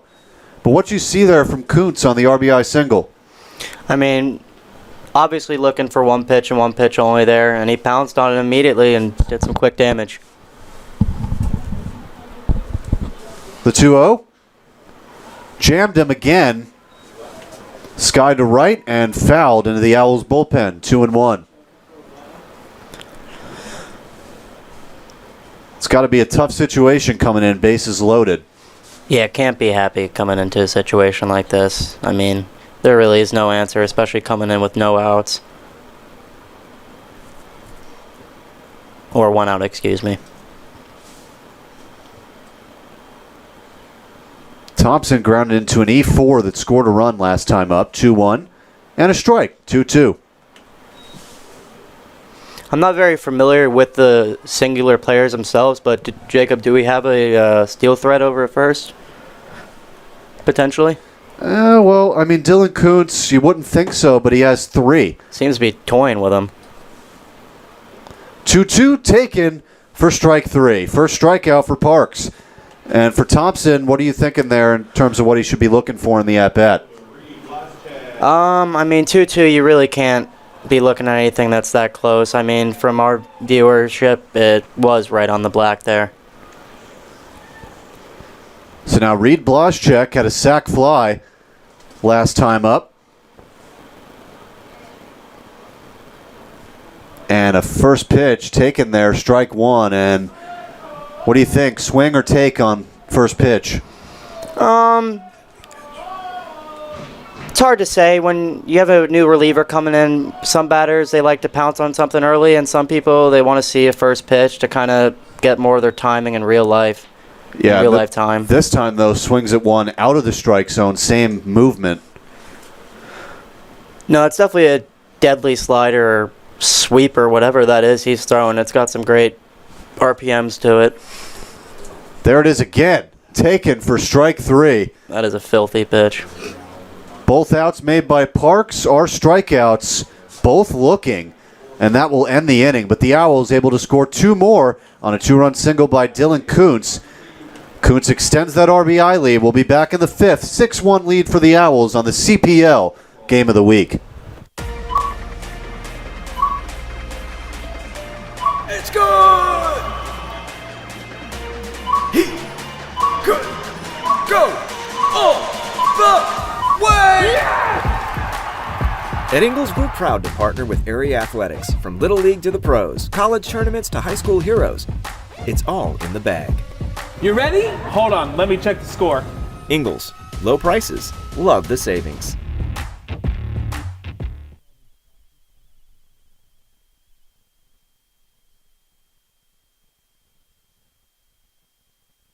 At Ingles, we're proud to partner with Area Athletics. From Little League to the pros, college tournaments to high school heroes, it's all in the bag. He could go all the way! Ingles, low prices, love the savings.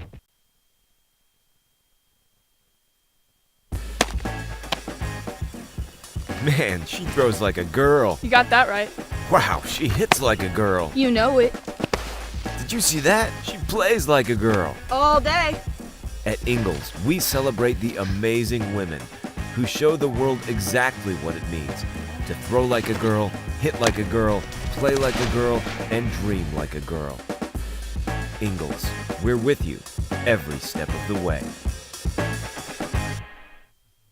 Hey Owls fans, here at Forest City Honda, we strive to make your experience with us the very best imaginable. From the minute you walk in to the moment you drive out, Forest City Honda is easy to do business with and here to serve all of your needs. We currently offer a full selection of services including new and pre-owned vehicle sales, car loans and financing, and online service appointment scheduling. Come in today for specials on our brand new 2022 Honda HR-V LX and our 2022 Accord and Civic models. You won't be disappointed.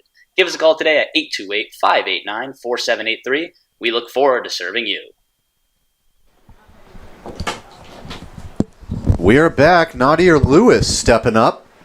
His team down 5 runs here in the 5th. So far, what are you seeing from Garcia here, Jacob? What are you liking? What are you not liking? 1-0 the count. And Garcia's doing kind of what he did the first time out. He's able to just throw strikes, no walks on the day at all.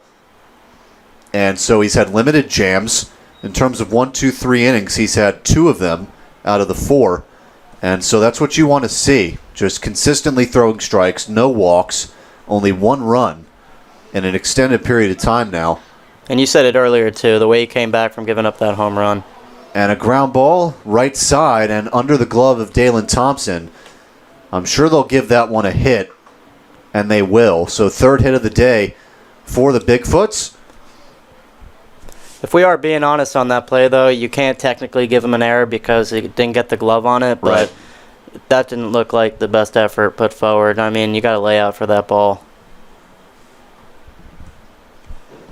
Yeah, there are definitely times lackadaisical play at second base. It's happened multiple times now. First pitch to McDermott is over the head of Thompson into right field for a base hit. Lewis will stop at second. Bigfoots aren't going away here with 2 consecutive hits to start off the 5th. 2 consecutive hits and 2 solid swings. And what's different, seemingly here, they're jumping him early. No, they are. Seems like they might be seeing a little bit of tendencies here. They might be trying to get ahead. And you really can't blame Garcia when you're up 6-1. You really do want some quick outs and kind of save your arm some pitches. So you don't want to see this guy at the plate, Rogue Wallace. He hit the home run in his last time at the plate. What would you call that batting stance? 1-0.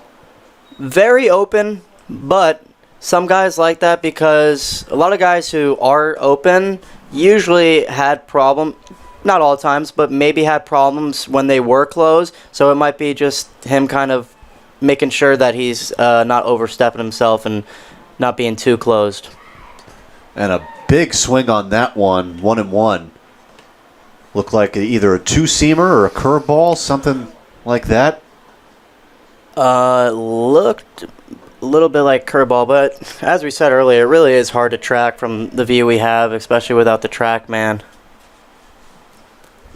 1-1. Ball 2. That was close. Was getting ready to say strike 2.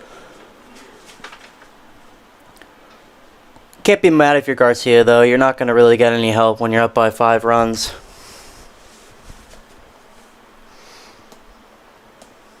Got to work for something here if you're Garcia, I guess. The 2-1. Sent out the other way into left, but right there is Blazchek. Nice placement for the first out. And that type of placement is not guaranteed. That's got to be a little coaching and baseball IQ by Blazchek. No, it definitely looked like he was pre-positioned there from the jump, and looks like he kind of knew if the lefty was going to shoot it over there. He was shaded a little over to left center and played it perfectly. So now Braden Simpson, DH at the plate. First and second, 1 out. A double play could end the inning. Bigfoot struggled mightily getting runners home last night after the first inning. And ball 1, breaking pitch high and in, 1-0.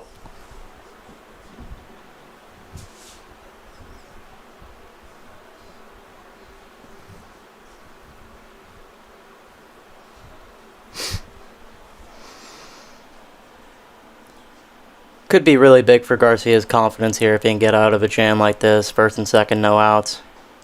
Strike 1. Already having a great performance, but only from what I know hasn't had that many starts so far. So these players are coming here after their college years looking for some extra, not ego boost, but extra reps, and you're a lot happier when the reps are going well. 1-1 from Garcia in the dirt, 2-1. Garcia Had 4 2/3 inning pitched at Tennessee this year.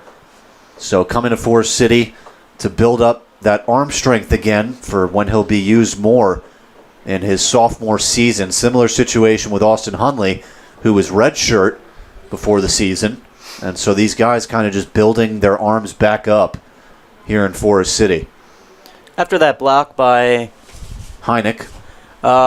You were talking about it in between innings, but what do you like about Heineck? I mean, other than the blocking. Strike 2 taken there. Well, Heineck's got a nice arm behind the plate. We've been looking at it in between innings, and he makes some nice throws down there.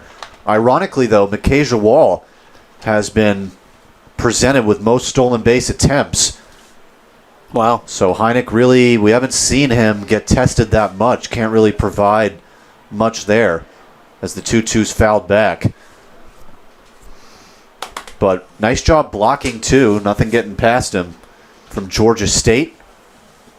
Yeah, definitely already has a catcher frame, but he's so great at blocking because he does what you need to do. He creates himself and makes himself a bigger frame when he's going down to extending those shoulders out and basically being a hockey goalie. 2-2, runners on first and second, top of the fifth. Owls leading 6-1. And sawed him off on that one inside. And you got to, sometimes as a non-player, you wonder why are you swinging at a pitch that looks like it's about to hit you, but just because of the way it breaks? Yeah, it's hard. It really is easy when you're just a spectator and you're like, wow, that looked like it almost hit and it looked like this. But when you get to the point when everybody's throwing 90s, which it is in this league, it's really hard to see this change of speeds and things. 2-2 up the middle and over that of Kahn for a base hit. All runners will stop. That is hit number 5 for the Boone Bigfoot offense tonight. And it flips the lineup over here. 3 singles in the inning now.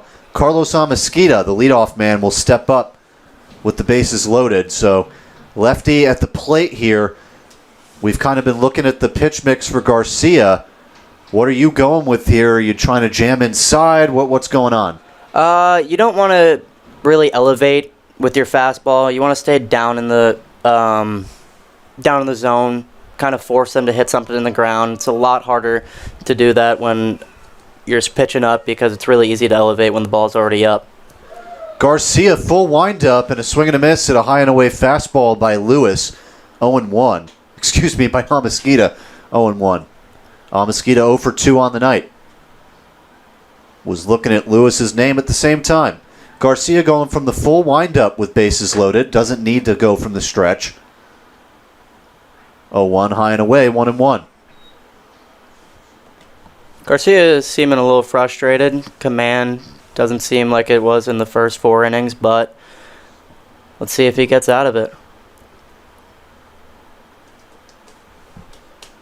And that's what happens when you haven't pitched a lot of innings. You go 6 2/3 last time. Now you're in the 5th in this one. Liner right back at Garcia. He catches it. It's going to be a double play. He flips to first for the final out of the inning to get Simpson, who was leading off the bag. And why wouldn't he be? A comebacker right at Garcia. 0 reaction time. Put the glove up, caught it. Simpson leading off the bag, and he simply underhand flipped to end the inning. Wow. 6-1 Owls through 4.5 innings. We'll be back for the bottom of the 5th inning on Flow Sports with the CPL Game of the Week.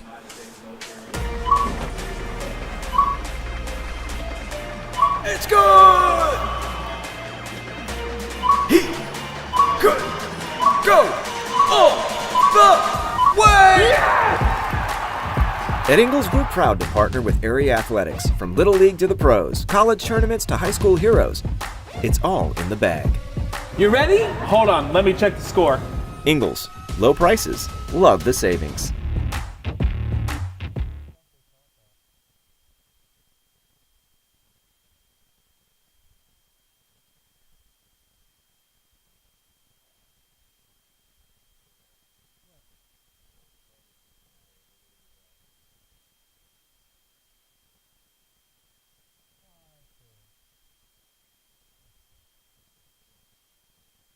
At Ingles, we're proud to partner with area athletics. From Little League to the pros, college tournaments to high school heroes, it's all in the bag.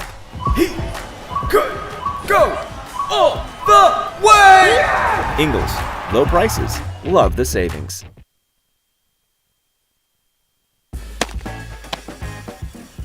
Man, she throws like a girl. You got that right. Wow, she hits like a girl. You know it. Did you see that? She plays like a girl. All day. At Ingles, we celebrate the amazing women who show the world exactly what it means to throw like a girl, hit like a girl, play like a girl, and dream like a girl. Ingles, we're with you every step of the way. Hey Owls fans, here at Forest City Honda, we strive to make your experience with us the very best imaginable. From the minute you walk in to the moment you drive out, Forest City Honda is easy to do business with and here to serve all of your needs. We currently offer a full selection of services including new and pre-owned vehicle sales, car loans and financing, and online service appointment scheduling. Come in today for specials on our brand new 2022 Honda HR-V LX and our 2022 Accord and Civic models. You won't be disappointed. Give us a call today at 828-589-47. Bottom of the fifth, beginning here, and what a way to end the top of the fifth inning by J.J. Garcia. Line drive right at him. One of those just look what I found kind of plays.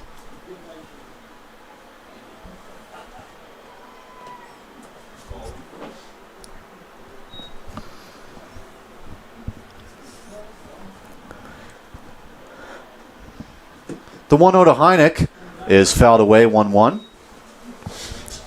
Jacob Brown with you, joined with my brother, Zachary Brown, here for this CPL game of the week.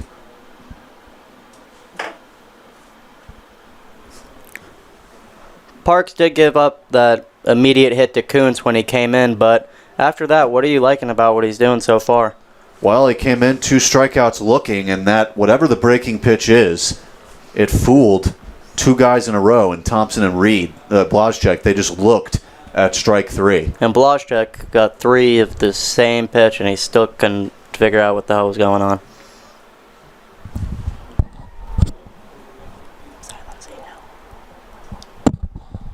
Two 2-1 is 3-1.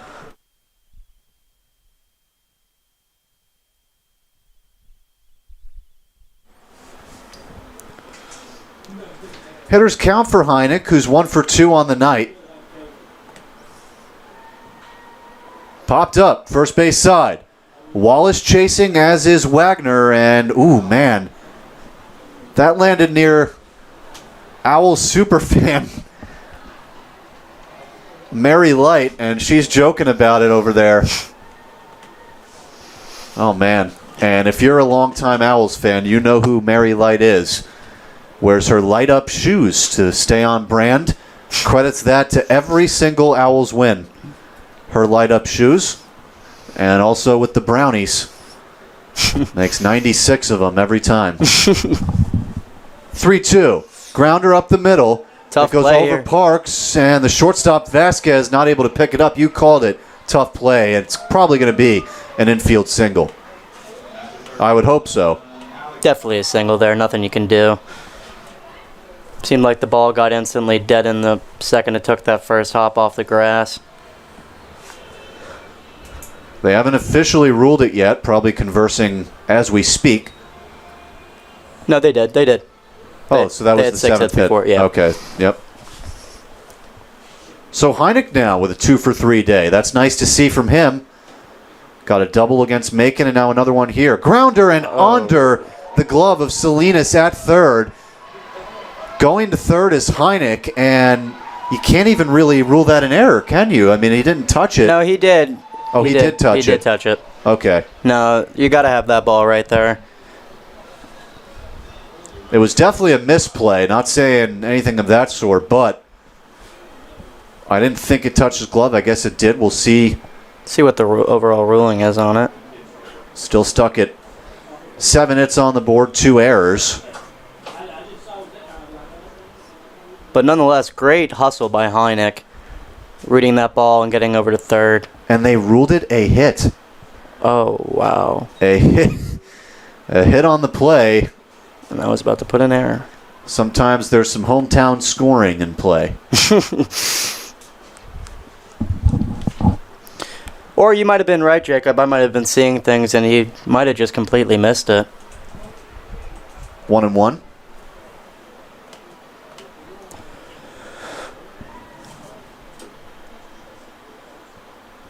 Pagozzo had that rocket double off the monster earlier. Oh. And now hits this one high and deep to left. This ball is gone. A 3-run home run for Josh Pagozzo. And the Owls take a 9-1 lead. His first as an Owl.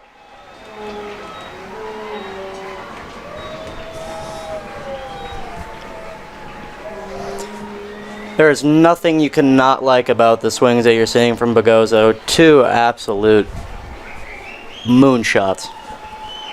Both hit hard, and it, as a former baseball player, it is not easy to get that kind of height to get over the McNair monster. 25 feet tall is that McNair monster. A 3-run shot. And now in the last 3 innings, this one doesn't even have an out in it yet. But 2 runs in the 3rd, 2 in the 4th, 3 in the 5th. There's only 1 inning where the Owls haven't scored. That was the 2nd. They even scored 2 in the 1st. Wade Kelly show a bunt. He's going to do it again. Grounded to 3rd, and off the glove of Salinas. An infield bunt single for Wade Kelly. We'll be seeing that a lot. Another base runner for the Owls. It's hard to tell on that one if they're going to give him an error just because of the speed that you know is presented when he was running down that line. And they do give it a hit. Double digits in hits for the Owls now.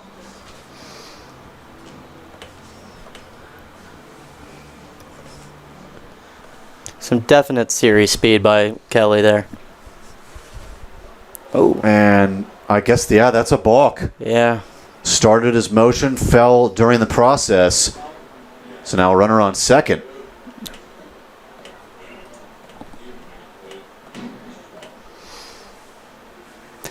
I didn't see it. What happened there? Started the windup, and then when he picked his leg up, he went to the side and fell off the mound. Must have just lost his footing there. Pitch in the dirt. Mishandled at first by Wallace, but able to keep it in front. 1-0.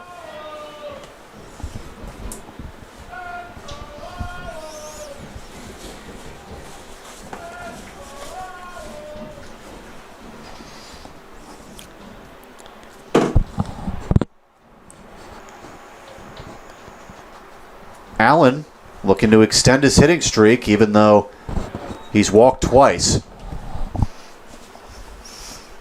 Really hasn't seemed like they wanted to go after Allen in these past 2 at-bats that we've seen. Could be.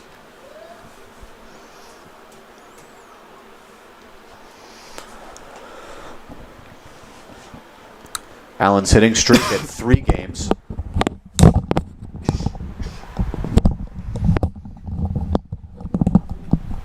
One to G is a strike. 1-2. Blazek did last inning get absolutely rung up on those 3 sliders, but nonetheless, those are 3 lethal sliders, and you're seeing it again there to Greg Allen. G. Allen, my apologies.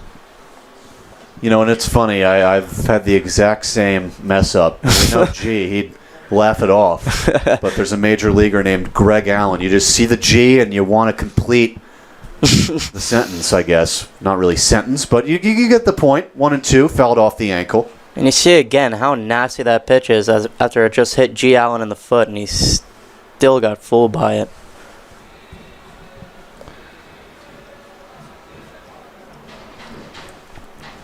Obviously a 9-1 game here. 4 City Owls are up, but overall, what do you like about what the Owls are doing here?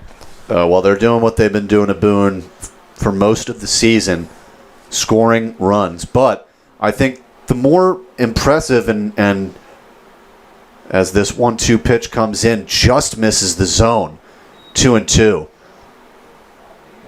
But I think the one thing that will benefit the Owls as the season progresses is the way the pitching staff has been throwing for the last 3 games. They allowed 2 against the Salamanders, 3 last night against Boone, when really this 2-2 is a drop third strike. It looks like Allen stopped halfway through, and he's going to get to first safely. G. Allen even hesitated halfway through a spiked throw from Rogue Wallace to first. That's an error, and G. Allen's on base. Wow, a drop third strike. So you had an out. That's got to hurt as a pitcher, and it's even ruled as a strikeout in the box score. No, seemingly not a lot of things are going right for the Boone Big Feet today.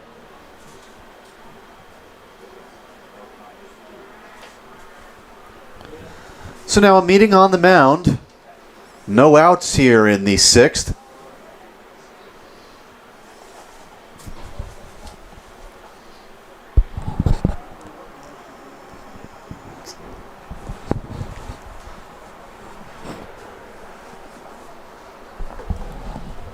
And that looked like just a meeting, and I mean, what could you be saying here down 9-1? Might not be anything that the pitching coach is necessarily seeing. Sometimes they'll use a mound visit like that just to go out there, let them know, chill out, simmer down. It is 9-1. Get out of the inning any way you can, really. So now Brady Jeffcoat, red hot. He's 2 for 2 with a walk, an RBI triple, a single up the middle, and a walk. He was the last batter to face Chirico. This one just up high, 1-0.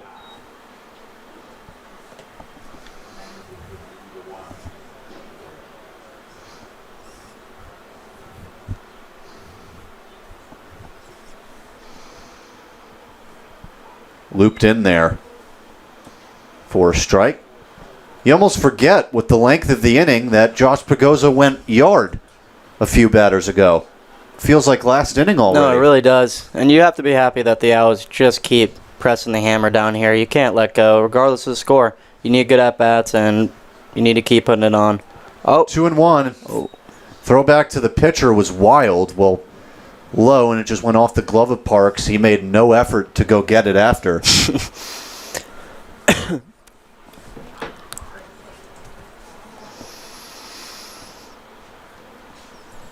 Jeffcoat extended his hitting streak to 7. The 2-1 in the dirt. Gotta say, just great blocks by Wallace despite the E2. I just noticed that it doesn't seem, as of now, that the Boone Big Feet have anybody warming up in the pen, so it looks like they are going to have to force Parks to get out of this somehow, even though it does not look like it's getting any better right now. Well, the problem that comes up as runner going, Allen again, throw down. What? Umpire doesn't give a call. Got to presume he's safe. Oh, ball 4. That's why. Right. Okay. I didn't even recognize that at first. It did seem like he was out, though. I mean, a perfect throw by the catcher there, right on the money. Seemed to got his foot that was sliding in, but fortunately, ball 4 there. First walk for Parks. Brings up Dylan Kuntz. Another bases loaded at bat for him. 2-run single the last time he hit with bases loaded.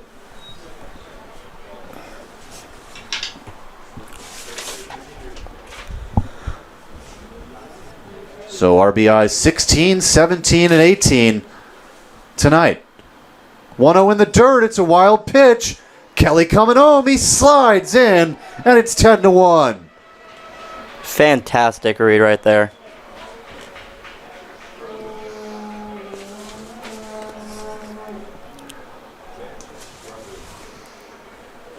Wade Kelly, known for his base running, known for his speed, 41 steals at Gaston, and that's in 63 games. Wow.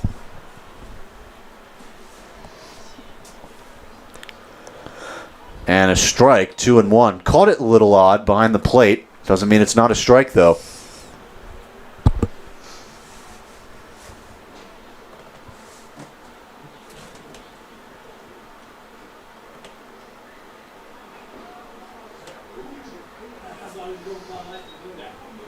3-1.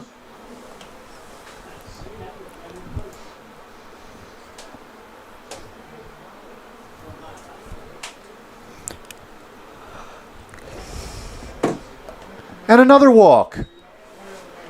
There's a free bag, though, so he'll just take first base.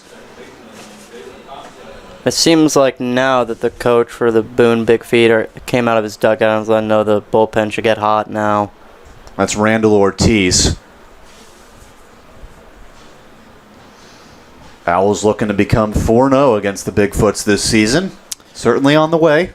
Yeah, it looks like that's going to be the case. And another wild pitch. Coming home is Allen. It's 11-1. And now we're getting into mercy rule territory. The rule is 10 runs after 6. So if the Owls get 3 outs now, they might be able to mercy rule.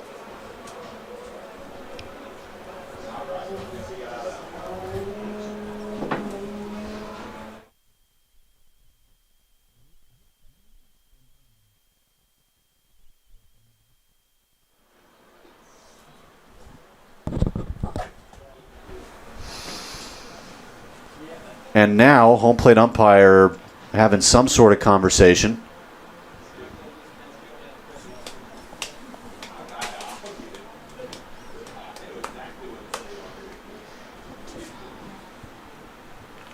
And it's actually 10 after 7.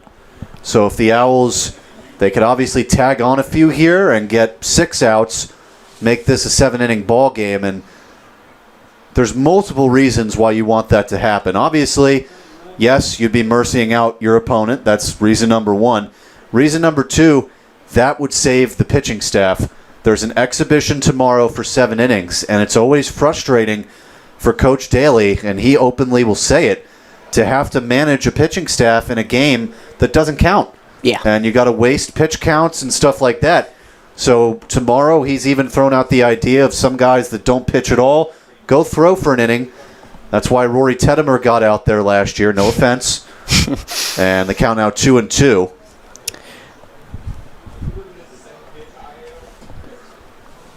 But if you can even cut down 9 outs or 6 outs, that would be 6 outs. That could be really nice for this pitching staff. Another wild pitch.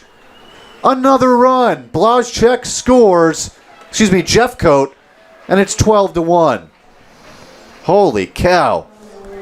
This is just getting beyond the point where the Owls are even putting it on. The Boone Bigfoots just keep digging themselves a bigger hole with lazy play.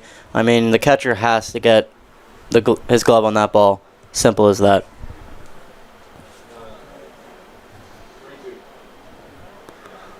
So now runner on third, nobody out.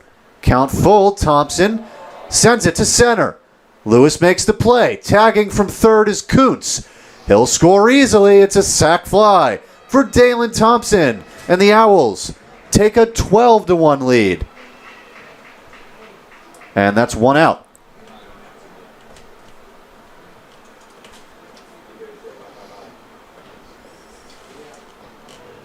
So now they will make a pitching change with the bases now cleared.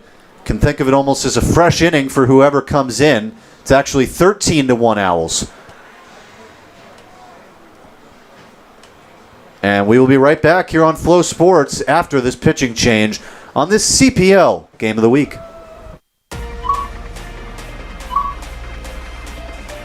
It's good!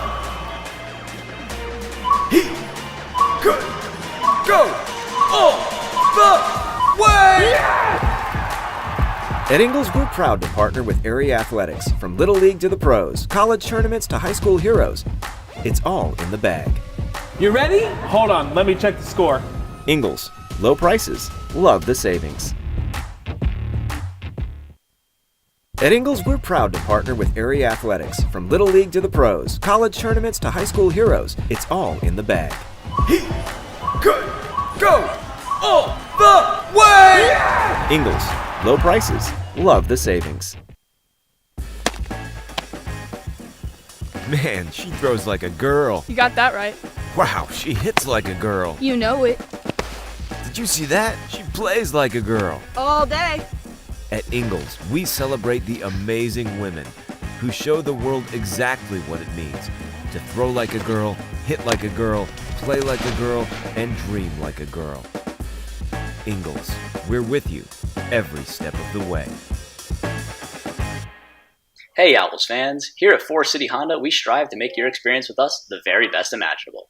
From the minute you walk in to the moment you drive out, Forest City Honda is easy to do business with and here to serve all of your needs. We currently offer a full selection of services including new and pre-owned vehicle sales, car loans and financing, and online service appointment scheduling. Come in today for specials on our brand new 2022 Honda HR-V LX and our 2022 Accord and Civic models. You won't be disappointed.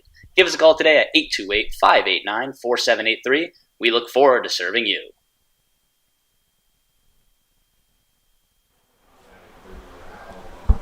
And we are back here. Fresh start for the new pitcher on the mound. Wearing number 19, it's Christopher Fidanza from George Mason, a freshman. Another tall one, Zachary, 6'5", 220 pounds on the mound.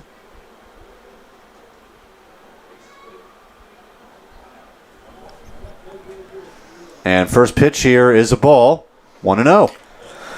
And if you just saw on the camera, that's my dad up there taking a picture of my brother and I. Father's Day weekend. It's a gift for him, too. 1-1 the count. There's a sun setting here over McNair Field. I really do appreciate, as somebody who doesn't live here, the absolute beauty of the concourse we have out here. No, it's a great place to watch baseball. 1-2 swing and a miss. You've got the perch out there on the first base side. Bunch of tables out there reserved for fans with service. Out there for drinks and food as Blazchek lines it to left. But right at the left fielder McDermott for the second out. And I cannot believe that this is the first time I pointed this out on a broadcast, but you can't see him on the broadcast, unfortunately. But on top of each dugout, there are McDonald's logos that I was part of the personal painting for. Did not get a painting company. That is all Forest City Owls employees and led by the efforts of Meredith Bennett, who did a phenomenal job. No, actually really well done. I would never have guessed that in a million years. Yeah, especially knowing me, my art skills. Well, to give you an idea, that is the entire Brown family. Unfortunately, arts and crafts is not where we are great at. That is for sure. 1-2 now as Heineck fouls it away. Heineck up for his second at-bat of the inning as the Owls have now batted around, scoring 7 here in the bottom of the fifth, now leading 13-1. We're in Mercy Rule territory. The 1-2. Up high, 2-2. Another one. It's 13-1. That pitch looks like a ball. I get it. But it's another one where you could very easily lose concentration in a game like this and swing at that. No, you can. And it was looking like for a second that the umpire, with the score at hand, was starting to give a few inches off, and it upset Thompson in his last at-bat. Looked like 2 probably balls that got called against him.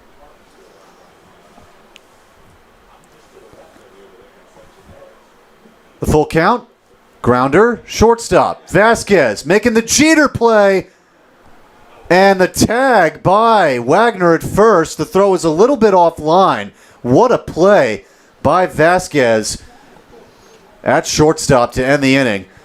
The Owls scored just a little bit here in the bottom of the fifth, putting up 7. It's now 13-1 as we head to the sixth here on Flow Sports.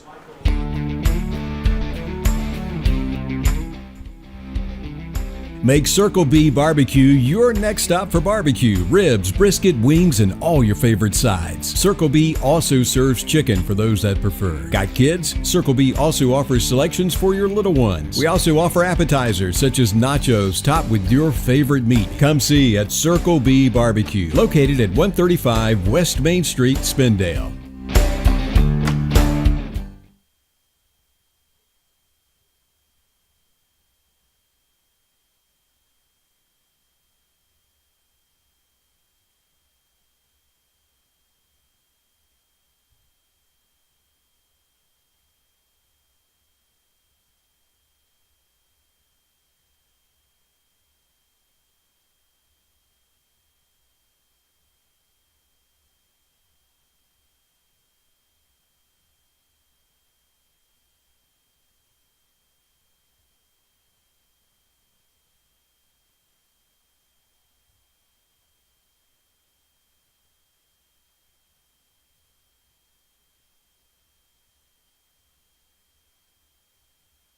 Owls fans, you'll love the crack of the bat and the crunch of Uncle Ray's chips, the official potato chip of the Forest City Owls.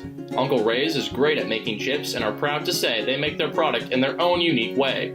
You can purchase Uncle Ray's chips at Drop-In, Hardin's Drug Store, Major Lee's, Quick Stop, and all Forest City Owls home games. Uncle Ray's potato chips. We're great at making chips because we do it Uncle Ray's way.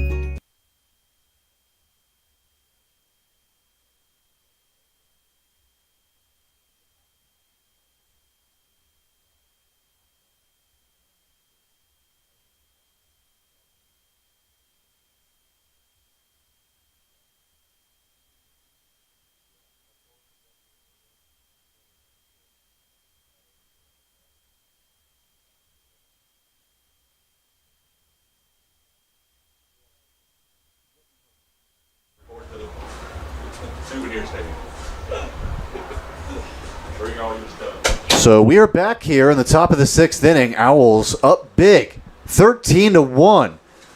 Here on the CPL Game of the Week, Jacob Brown joined with you here on this broadcast. As Vasquez leads it off, he's 0 for 2 on the night, facing J.J. Garcia, who's gone 5 innings, allowing 1 run and a ball outside. And Garcia, as well as he's pitched, he's still on the mound here. And with this much of a lead, do you want to save his innings and his pitch count for a later point? Obviously, it's not a question about performance. He's been incredible so far tonight. It's a problem of, will he be almost a problem of throwing too many pitches here. Swing and a miss, count 1-2.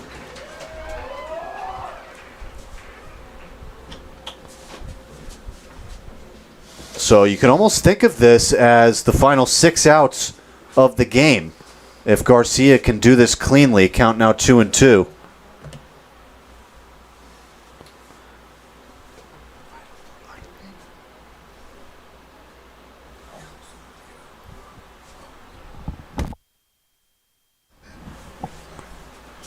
Two and two count to Vasquez.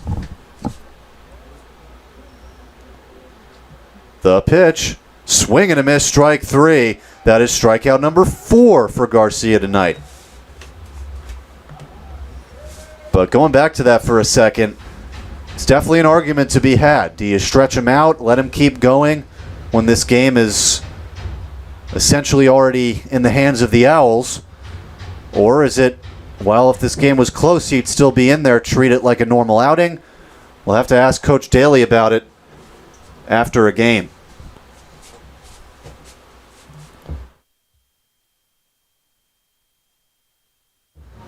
Bass pops it up, first base side, and it's fouled into the perch area, 0-1.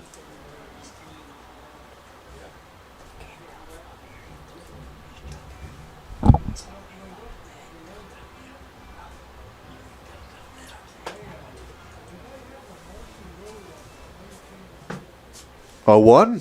Nobody on here in the top of the 6th.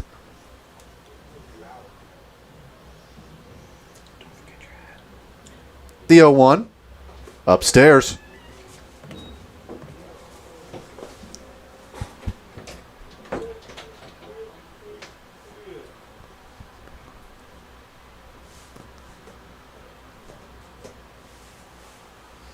The 1-1 to Bass. Hit in the air deep to left field. But foul, 1-2.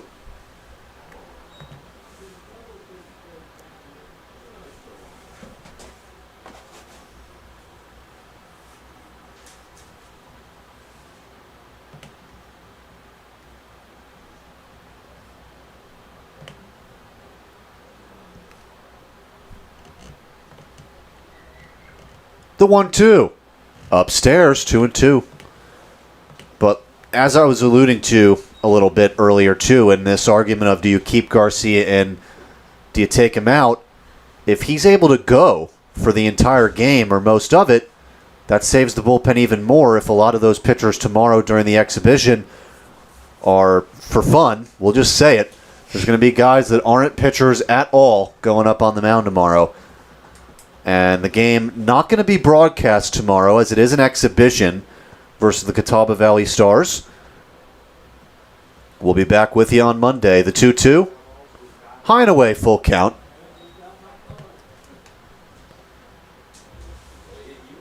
Today's game is being streamed live and on demand on FloBaseball, part of the Flo Sports Network. With a FloBaseball subscription, you get access to all Flo Sports sites. That's over 25 sports. Never miss a moment with over 30,000 events per year. In-depth coverage as Garcia gets strikeout number 5. 2 away. So that's 2 strikeouts, 2 outs in the inning. But never miss a moment with over 30,000 events per year. In-depth coverage, behind-the-scenes access, original documentaries, highlights, breaking news, and more.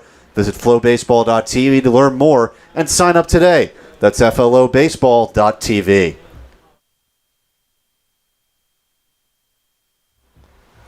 So now Caden Wagner stepping up. 1 for 2 with a single. DH'd last night, and surprisingly, no JC Navarro in the lineup. 1-0, way outside. JC Navarro hit, if memory serves correctly, 2 home runs versus the Owls in Boone. Definitely one, obviously. The 1-0. Heinen, 2-0.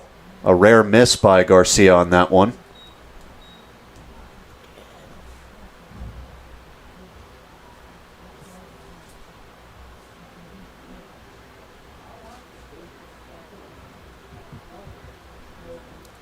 Check swing. Did he go? He did. First base umpire by the name of Marcus Wilkie says yes, 2-1. Home plate umpire tonight is Andrew Gerard. Third base umpire Jake Brogdon.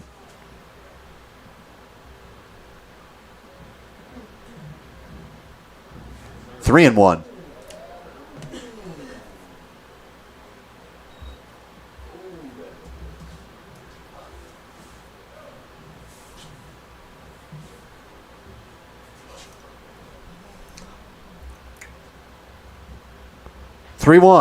Popped up. First base side, and Kuntz getting under it for the final out of the inning. Another 1-2-3 inning for J.J. Garcia.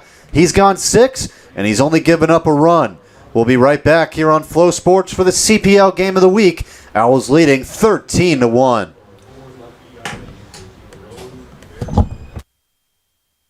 Did you know that Ingles sells more organics than any other grocery store? Or that they run their own dairy? Or that they only serve USDA choice and prime meat? Or that they donate 3,956 meals a day to local food banks? Well, now you do. It's all in the bag.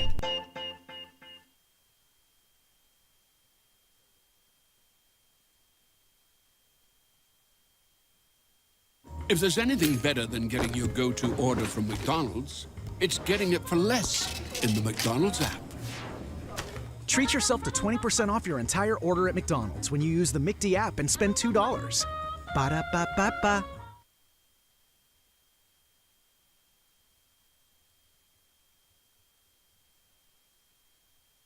Owls fans, you'll love the crack of the bat and the crunch of Uncle Ray's chips, the official potato chip of the Forest City Owls. Uncle Ray's is great at making chips and are proud to say they make their product in their own unique way. You can purchase Uncle Ray's chips at Drop-In.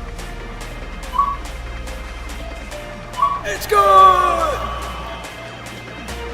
He could go all the way! Yeah! At Ingles, we're proud to partner with area athletics, from Little League to the pros, college tournaments to high school heroes. It's all in the bag. You ready? Hold on, let me check the score. Ingles, low prices, love the savings.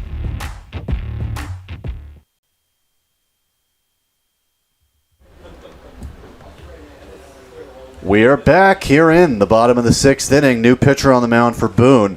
It's Zeus Ponder. Gotta like that name.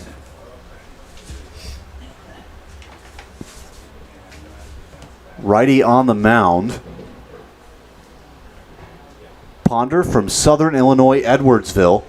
A senior, another guy, 6'5".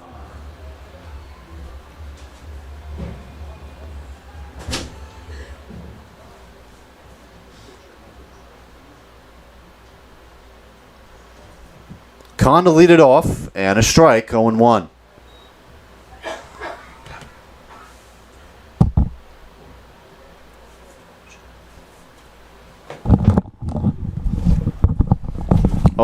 And a strike taken, 0-2 on the fastball. And some interesting mechanics with Ponder on the mound.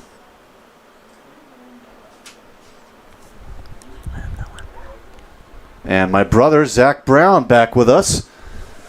After taking an inning bathroom break, he asked me, how do you go to the bathroom? I honestly could not do it, especially knowing now that I thought it was 7 innings going into this, but knowing it's 9 innings, that it must not be fun. Con strikes out to lead off the 6th, 1 away.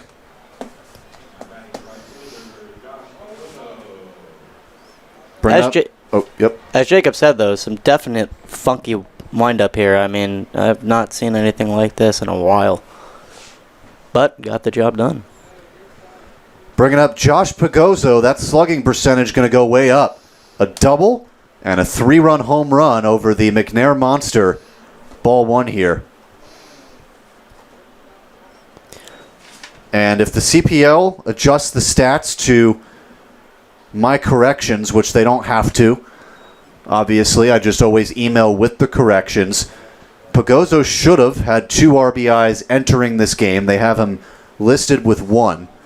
So if you take that into account, he already has 5 RBIs in his first 3 games as an Owl. The 2-0, taken for a strike, 2-1.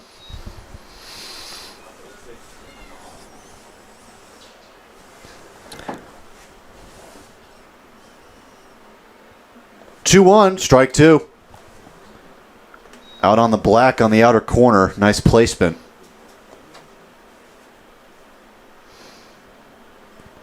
Wind blowing a little bit. And this one pulled foul.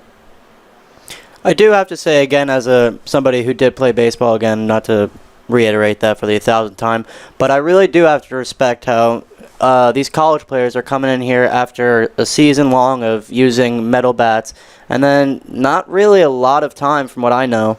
Base hit up the middle for Pagozzo. He's 3 for 4. And like I was saying, from what I know, to just not having a lot of time to really get reps with the wood bat, and then somebody like a guy like Pagozzo in his first 3 games getting 5 RBIs like that, it really is impressive. Yeah, and for this entire offense. Oh, yeah. I mean, from the numbers that I'm seeing, everybody really is hitting the ball well on the Owls. So, much respect to them for making the adjustment. Yeah, and it's amazing, too, because they're going to go right back to aluminum bats when the summer's over. Which has to be a great feeling when you get that little extra juice coming back. So, and these guys having a good year over here, you have to expect them going back to college and doing the same thing they are here. And it did translate for Kelly. He also hit over 340 at Gaston, and allows him to be able to transfer to Gardner-Webb. Yeah, on top of those 40 steals, there's nothing you can complain about. I mean, that's a great stat line. Just in, not even regardless of RBIs or home runs, 340 with 40 steals is plays anywhere. 0-2, nice job staying alive by Wade Kelly. 0-2, he's 2 for 4 tonight, and scored on a wild pitch last inning, part of a 7-run stampede by these Owls. Smash the Bigfoots t-shirts being handed out pre-game as Kelly strikes out. Second strikeout for Ponder. 2 away. And I'd say that happened tonight. Yeah, definitely. This was unfortunately not much of a competition for the Forest City Owls. Kind of just honestly going through the motions, it looks like, and they're doing it easily here. 1-0 to G. Allen, 1-0. Said that twice. G. Allen, despite getting on base twice via the walk and stealing a base, still looking to extend that hitting streak to 4. 2-0 the count. But the cherry on top for this game tonight, just to get that added to if you're G. I also don't want to jinx him. The 2-0. Hit high in the air left field, and it will go foul. 2-1. Just good hack there by G. Just missed it, honestly.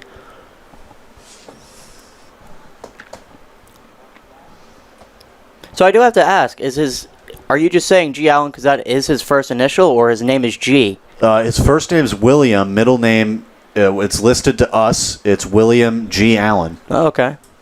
Just goes by G. Now 3-1. Hitters count.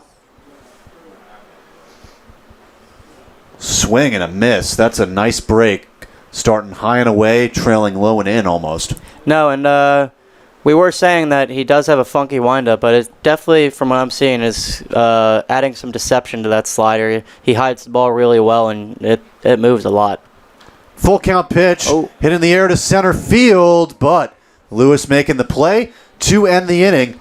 With the score the way it is, a 12-run lead for the Owls, they will be able to close this game out with a mercy win. If they give up less than 2 runs, they would have to actually give up 3 to make it a lead of less than 10 for this game to not end here in the top of the 7th. Owls lead 13-1 through 6 on the CPL Game of the Week. We thank you all for joining us here tonight. We'll be back for the top of the 7th.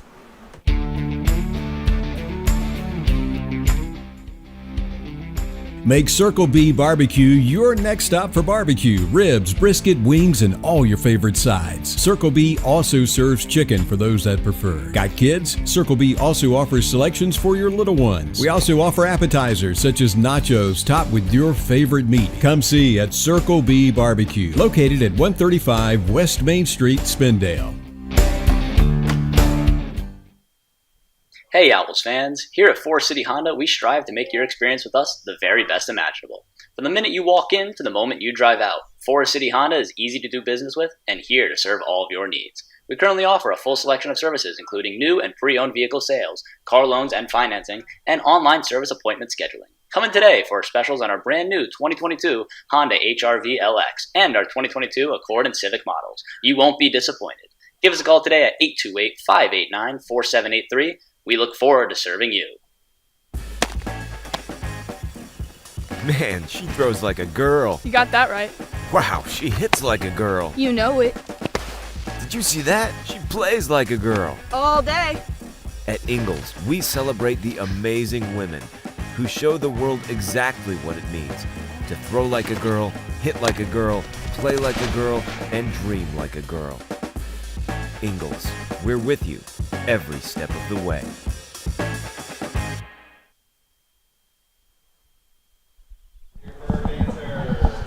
Tristan Camp on the mound trying to close this one out.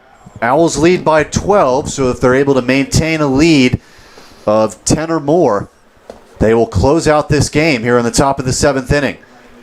Tristan Camp on the season with an inning and 2/3 scoreless. They gave him the loss on point streak during his last outing, but he did not get the loss, so we hope that's fixed officially.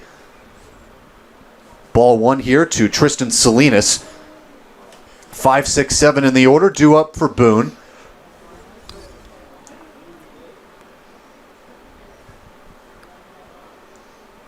The 1-0 from Camp. Chopper to the second baseman Thompson. Waiting for it, goes to first, and a wild throw. He will have to remain at the bag as the throw ricocheted off the wall quickly enough to rebound. What would you do differently if you were Thompson on the play? Like I said before, he got a little bit lucky when he got that speedy runner that first time, but you really just got to charge that ball harder. You see it's a slow chopper. You got to get to that as quickly as you can. I know he wanted to get it on a clean hop, but that is too slow of a ball not to charge harder. So an E4 officially for Dalen Thompson puts a runner on first with nobody out for Nadir Lewis, who's 1 for 2. 1-0. Definitely not the start you do want to have, though, when you're trying to get out of here and conserve this lead. Final line for J.J. Garcia tonight. 6 innings, 1 earned, 5 hits, 0 walks, and 5 strikeouts, 2-0. Me and my brother were talking about it in between innings because when I went on that bathroom break, it really is hard to see from the booth how hard Garcia is, and it probably is just as hard in the broadcast. He is throwing some serious cheddar up there. 2-1. There's a sinker from Camp for a strike down the middle. And so Tristan considers himself more of a sidearmer than a submariner. Yeah, which is almost a lost art nowadays. You know, it used to be almost a specialty even in the major leagues, but you don't even see him that much in the major leagues anymore. Yeah. But it's really a lost art. 3-1, the last pitch, barely taken for a ball. To give a little anecdote about the lost art of submarining, or the three-quarter, whatever you want to call it, I literally remember this at bat to a day. I have never been fooled harder by somebody than the submarine guy I faced. I mean, the deception that you see is just, it's insane. It's like the ball's coming from another earth. 3-2. Line to right, it's a base hit. Stopping at second is Salinas, so now it's runners on first and second. Nobody out for McDermott. As we've said, obviously this game is not going how Boone wanted to, but nonetheless, they have still put in some good swings, wouldn't you say, Jacob?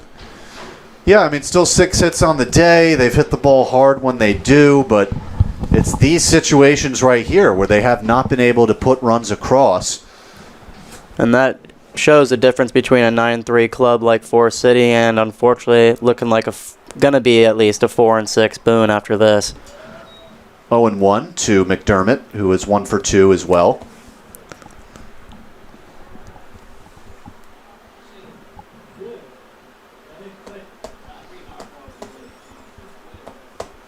The 0-1. Just outside, ball 1.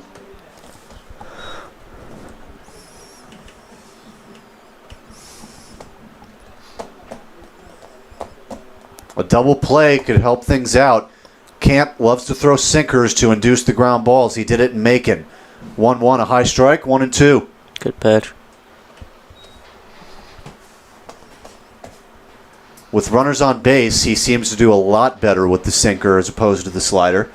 More control. Tristan definitely seems like the pitcher, though, that will go right after you, regardless of how his stuff is working. 1-2 fouled away. And he does. Doesn't like to pitch around the corners. No, you got to respect that. No wasted pitches here by Tristan so far, even though he's given up 2 hits. Or 1 on the E4. Oh, yeah. 2-2. And that's what hurts here, too. No, errors is the last thing you want to happen when you're trying to get out of here and save pitching here. And even, I know you still only used 2 pitchers so far, but you do want to keep a guy like Tristan's pitch count low. Liner up the middle. That was a close one. Almost hit Camp. Oh, my God. And a amazing throw by Wade Kelly in center. And Salinas didn't even think about running home. That was actually insane. So second hit allowed by Camp, and now Connor Daly going out to the mound just to talk with Camp. I mean, what would you be saying here, the way this inning's played out? If I'm Connor, which I know Connor well enough now to where I know he's pretty much going up there saying, we have a 13-1 lead here. Calm down. Even if you give up 1 run here, just do what you do well. Because, yes, he's giving up 2 hits now, but I think he has this kind of stuff to get out of this kind of jam. It's 13-1, so Boone can score 2, and this still be a mercy win for the Owls. Yeah. There's wiggle room, even though it is bases loaded, no outs. And it is the wrong guy at the plate. Rogue Wallace, a home run earlier in the game, his first on the year. So Camp's got to know he cannot leave anything out over the middle of the plate. You always got to keep mind of that, but especially against a guy who hit a home run. Lefty at the plate and a pop-up on the infield. Third baseman Jeffcoat in foul territory, 1 out. That's a big one. Very huge. and on the first pitch. Yeah, wasn't deep enough to score anybody. That you couldn't write a better script to get a first out there. So now Braden Simpson, number 9 hitter, 1 for 2 on the night with a single back in the 5th. No movement in the Owl bullpen as they hope Camp is able to close this out. Obviously would not get the save. This is not a save situation. 1-0, high and away. The winning pitcher on the night would be J.J. Garcia. And that would be his second win of the year.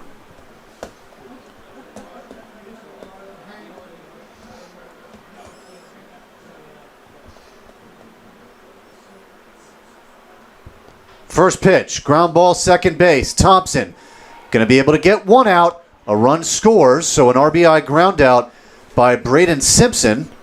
And it's 13-2, that run unearned on Tristan Camp.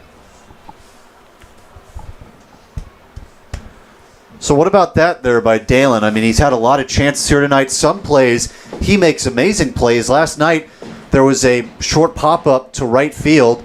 I was making the call as if the right fielder was coming in on it, and it was Dalen who ran from the dirt into short right with a basket catch. So he can do things, just sometimes it's a little lackadaisical. First pitch is a ball. And that's where it's like, you just got to know the game, and he did a great job. He made the error. He came back and recovered, and that's just the name of the game. 1-0, runners on second and third, 2 outs. Boone down to their final out tonight. Swing and a miss, 1-1. And this is a big one here, as a base hit could score 2. And if 2 score, this game keeps going on. 1-1 count, 13-2. Amesquita at the plate, who's 0 for 3. The 1-1. Swing and a miss, 1-2. And the Bigfoots are down to their final strike.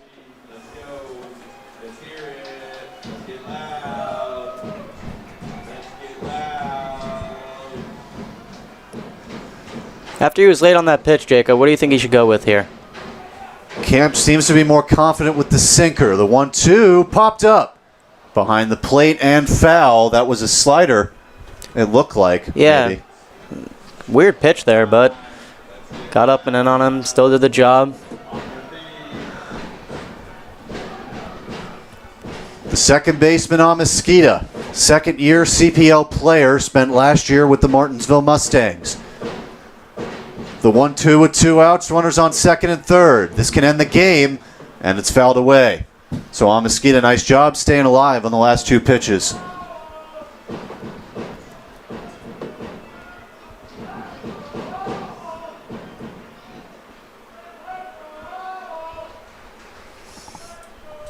Slider with a lot of movement. We'll see if he goes there right here. On 2 strikes, 2 outs. Owls trying to get a mercy win. Here it comes, and it's outside, 2-2. Looks like he did try and go with that slider like you were saying, but just didn't end up where he wanted to. Looked like he tried to backdoor it. Yeah, no, it did. It was close. I had the right idea. 2-2, 2 on, 2 outs. 13-2 Owls. Here it comes, and a full count. He has the base open here, so you think that's in play here? I would definitely go with something that is a little bit more riskier on a 3-2 count. Maybe go back to that slider again. You really just don't want to give him anything good here. Here it comes, full count. Ball 4, and we'll do it again here. Bases now loaded here in the top of the 7th. And now Vasquez will step up, the shortstop. He's 0 for 3. And in his first game as a Bigfoot, had 1 hit. Excuse me, 2. He was 2 for 4 in his debut, 0 for 3 tonight.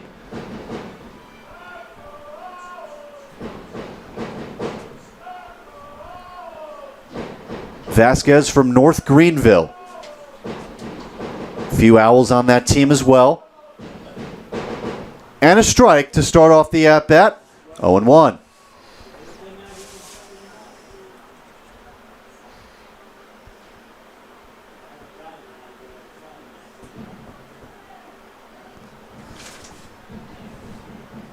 Vasquez has struck out twice. The 0-1, strike 2. And at the plate, those look good. Why are you taking there if you're a hitter? That's one of those situations I honestly couldn't tell you. Both of those pitches look pretty much center cut. I don't know what Vasquez is looking for here, to be quite frank. 0-2, down to their final strike. Camp deals. Up and away, 1-2. I can only imagine Connor Daly sitting on the front step, absolutely biting his nails right now, wanting to get out of this. Yeah, he does not want to have to use another pitcher here. Keep the game the way it is. The 1-2. And he hits Vasquez at the plate, so a run will score, making it a 10-run game. That means if the final out is recorded, we'll still be out of here. But making it close, it's now 13-3.